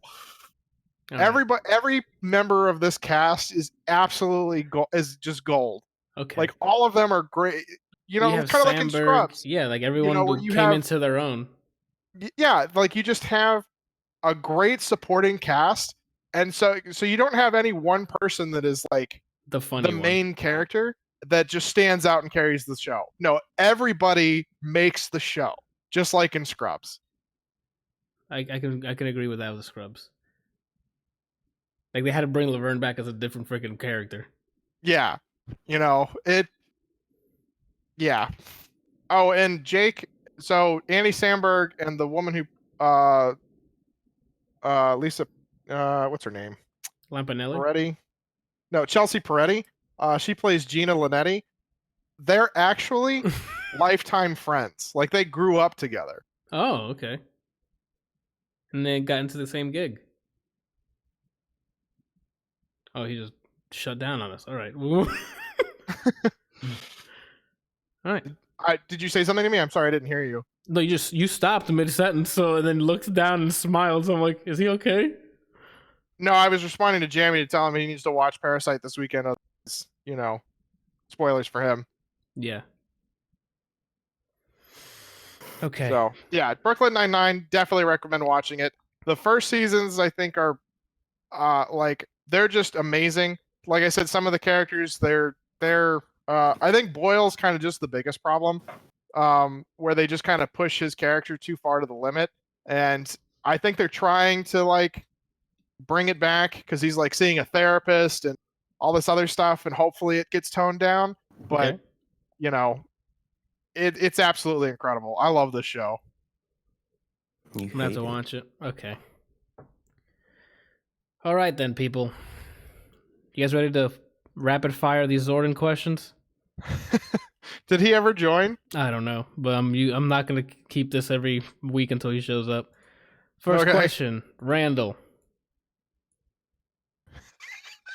What do you think about wearing a hat? I stopped. What is our favorite Newfound Glory song? Never heard of them. Brian? I'm Googling it. Randal? I don't know what that is. Kelsey? Either All Down for Hill from Here or My Friends Over Here. Okay. Thank God one of us knows what that is. I haven't heard a ton from them, but when I saw this, I went and looked up a couple of their, biggest hits, and then clicked through one of the ones that I remember. Is 1 a prime number? No. No. Randall. No. Kelsey. No. Do you think that a V6 engine is worth paying more for? Worth paying more for on a car? Only if you have to outrun Vin Diesel. In what context? There's Is no it- context, so I'm gonna give you my context. I say no because I would never need a V6 engine in Orlando because there's literally a fucking red light every 30 fucking milliseconds. So I'm not gonna be wasting my gas. Randall, I might have to disagree with you on that one, sir. go ahead, man. This is you answer the question however you want, no matter how wrong it is. The faster it goes, the better. What about the car? Well, I mean, V6 engine implies that. Does it? Yeah. Kelsey? I mean, over a 4-cylinder, it does. But I mean, if we're talking about an 8-cylinder or a He's gonna V8 say or a V12, It's here, of course, V12. No one has a Vanquish out here. I At do. least I almost bought a Miata that had a Viper V12 engine. jeez. What? No, we're not gonna get into So- that. We're 2 hours. No. Save it for next It's a week. rocket on wheels. Literally, write down in the document. I already made it. Mazda Viper, and I'll get to it. You could probably like nut and then race your nut and then beat it. How would Randall feel if he was forced to drive a 1996 Dodge Stratus with a failing transmission for approximately 1 year? How would I feel? Yep, that's you just gonna answer. I that? mean, if I have absolutely no choice, I don't feel anything. I just tough it out until the situation gets better. What is the hardest kettlebell workout each of you has done? The one for me is when you're laying down with one and you hold it up and you have from a laying position stand up and then get back down again. I don't know what the hell it's called, but I did that before and I'm like, I hate this. I'm never doing it again. I think it's the horizontal nene.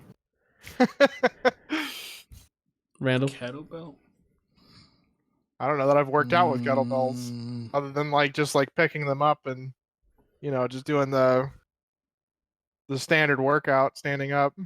gotcha. Doing them in the middle of like circuit training, the first one's like, all right, whatever. But then you go into the next lap, fuck off, dude. I don't remember names of It was a workouts. shoulder. Well, that looks like you're doing a shoulder lateral raise. Yeah, So yeah, okay, yeah. Randall, you have your answer. You haven't answered yet. The hardest? I don't really say it was. I can't really say that it was hard. But That's not what you're saying. Just the hardest. then probably like doing a squat into a military press. Nice. E-Man says he's napped in Curry Ford between red lights. I believe it. And then he's supposed to doing any workout. Okay. I'm challenging Randall to a workout. EMOM, every minute on the minute. 5 reps of back squats at 225 pounds, along with 5 sets of kettlebell Romanian deadlifts, 70 pounds each arm. You've been challenged, Randall. 140 pounds. Make sure you put that on your YouTube channel. You should stream it so that we can watch it live. That's even better, yeah. What does Brian think of Los Ingobernables de Japan? They're not Generation X. They don't break it down. All right. What the hell does that even mean? I It's don't. a wrestling group. Oh, okay.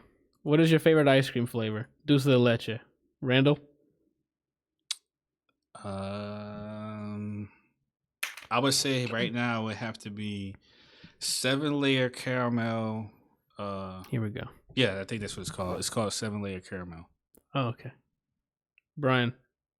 Cookies and cream. Cookies and cream. E-Man also said cookies and cream in the chat. I hope that's what CNC means. No, that's Command and Conquer. Oh, Kelsey, what you got? Sea salt caramel mixed with peanut butter. Get lost, man. Peanut butter what? What did you say? Peanut butter what? Peanut butter praline chocolate.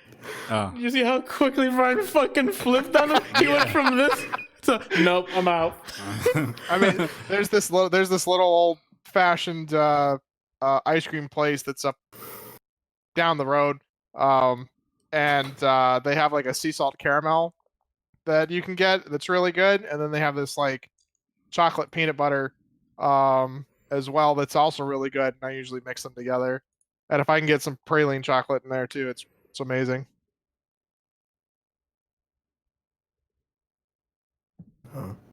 And that is the last dead air of this episode. Oh, what are you guys doing this week, actually? I was about to just end it. It's already 3 hours in. Fuck. Only 3 hours? It was because we had literally the cliff notes of 2 movies. And then that wasn't the cliff notes. That was a screen read.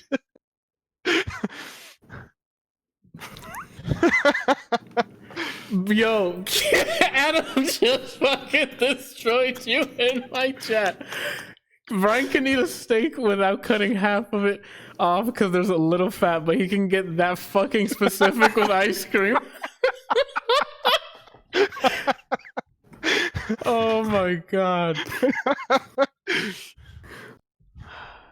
We had an in-depth an in-depth Vulcan description, Sonic the Hedgehog cliff notes, and Fracture cliff notes.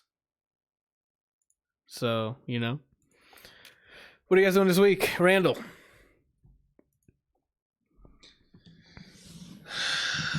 Nothing special, just work and gym. Okay. That sounds like what I'm doing. Brian, what you doing this week? Streaming anything? I'm In streaming. particular? I reckon I'll just wing it when the time Wing comes. it? Yeah. Either Wednesday, Thursday, or Friday, 2 of those days. When I'm gonna stream, I don't know. And it'll start at 8 p.m. Eastern Standard Time. I think one of these days, a friend of mine is trying to set up a Rivals of the East, their little round robin thing that I'll probably play with him. But besides that, I don't know. Oh, speaking of which, I've been asked to ask, when is the next time you guys having another Smash tournament? Because Whenever Joe wants to get clotheslined. Because allegedly someone has been in the lab and gotten way better, and says that they're going to. I think the exact words were "wipe the floor with everyone." Can you get better than at playing Joker? Oh snap. I have yet to select him in the character selection screen. I don't play as Joker. We don't know when we're doing another one, to be honest. I was just trying to think of doing a 24-hour before Extra Life, so I can do at least multiple. Like at least one every season, but we're already almost done with this season. When is 24 hours? The normal one's on game day, which is in November, but I was thinking of doing one beforehand. But Do you have 2 weekends for February, right? What?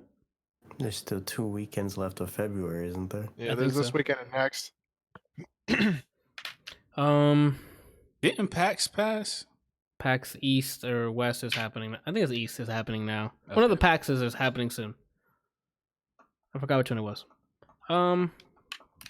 Excuse me, who is this? So I can count to 9 on them. Yo, that's true.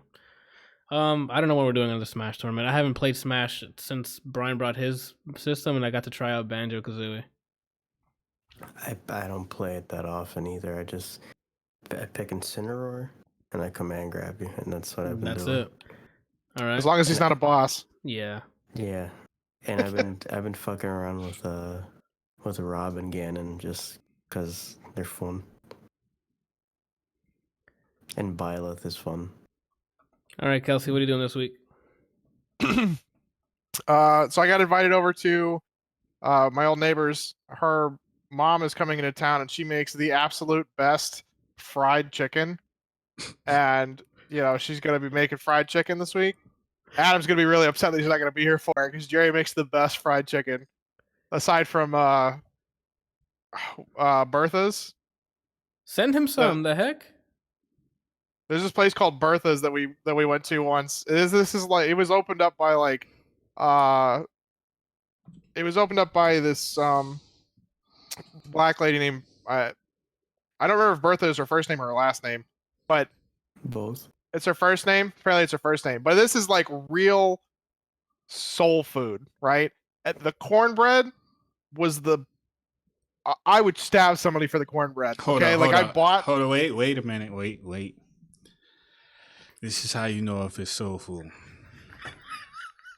What? I'm not gonna say nothing inappropriate, so relax. The black guy comes in to Soul food check, everyone. No, it's not like that. Go ahead, dude. So after eating the food, how do you feel? What is the first thing you want to do after eating? I don't honestly remember that That's time the right answer. You should be you should be in such a strong comatose that you don't remember what happened. Well, from the food, I remember that part. Like, I was just like, where do we go from here? And then I walked out with diabetes because I got so I got the lemonade. I got what I thought was lemonade. You mean you got sugar with lemons in it? I got sugar with yellow water. Excuse me? This stuff, like, it's not lemonade. It's literally sugar with some yellow water in it. Okay? Is it first aid? Because that's what you need after you drink it. Do what? Is it first aid instead of lemonade? Oh, I like it. Okay. At first, I'm like, I don't get the connection. Yeah, you literally need to, like, go take some, get some insulin because your blood sugar's so out of whack after drinking this. Yeah, Randall, when you come back up, I'll take you. This place is amazing. Oh no, I'm good.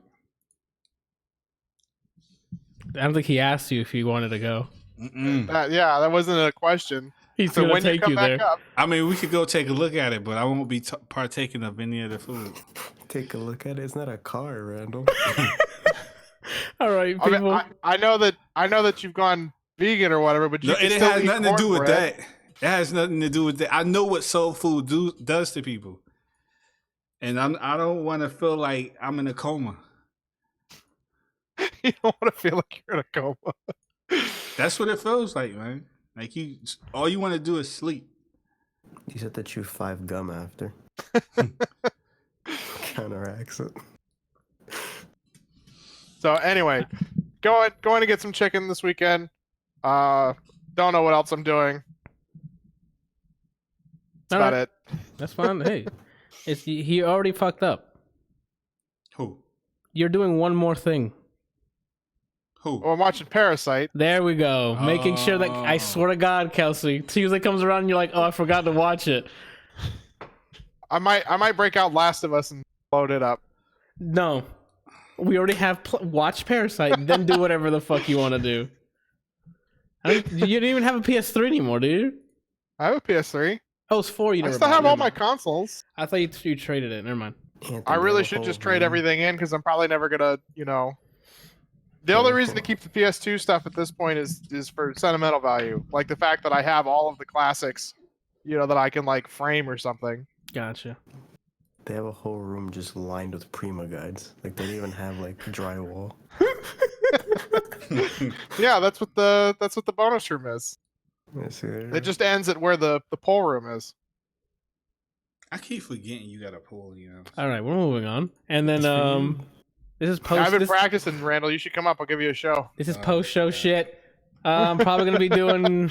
Maybe we're just recording more Guilt. See if I can get through it, so I can talk about it. Is that good? Eh, Oh snap! it's not Hey, bad. Anthony, What? you watched No Game No Life yet? No, not yet. Because I watched Parasite. Ooh, pussy. You can't watch another hour and a half movie. No, because I'm catching up on JoJo. Fuck! Quick JoJo update. The fucking chef, Tonio Trendi, lit. Best stand user. Don't need to talk to me about anything else. It used to be Kareem Abdul-Jabbar, but now we got a new one. Last thing that's the new stand. They fought Red Hot Chili Pepper.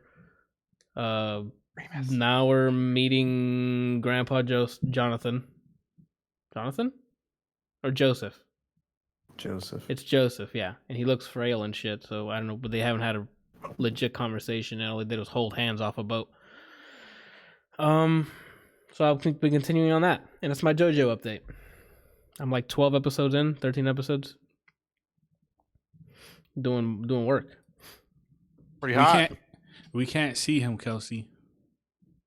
See who? I thought your dog jumped up there. I was trying to get him, but he's still just. Oh curled no! up I in thought the- he was. I thought he was in your lap. My bad. No, I was trying to get him to come over here so I could pet Or him, mount him. but he loves the beanbag, so he literally just runs over there and curls up in it. It's adorable. I want your dog to spoon me. You done, Randall? He loves to cuddle. You done, Randall, asking questions? Oh my god! It was a small, quick question, man. So you're done? I was informed that black people cornbread is not vegan, so apparently you can't even eat that. Oh yeah, I'm sure a lot of stuff I can't eat. All right. So this has been You're episode right, we don't have everything. 82 of the Jamie wants to know ADLR if, podcast. People are done asking I'm questions. trying to end the fucking show. What are you wearing? Thank you guys for watching. You can go to Aren't you Harley? www.adlrplays.com for a one-stop shop of all of my content. I think you muted us. I didn't mute you. I should have done that, actually. Oh, Is he aren't you still Harley? there? He's cutting out for me. Who? Randall, do not engage.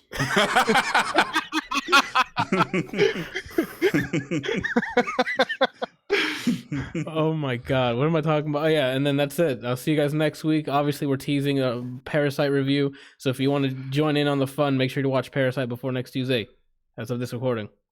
Thank you guys. Jamie's Love- going to. And Jambi, we're gonna have a first guest. How are you gonna do that? What do you mean? How am I How's gonna it a do that? First guess, Anthony. Everyone is your first guess, apparently. Yeah, but I don't know if he's gonna be a. We'll see how he does. We'll see how he Anthony, does. You said first guess, and then I became permanent part of the show. Oh, he's not the Can you first say- guest. I'm lying. Janiano's been on here. Is he on drugs? Apparently,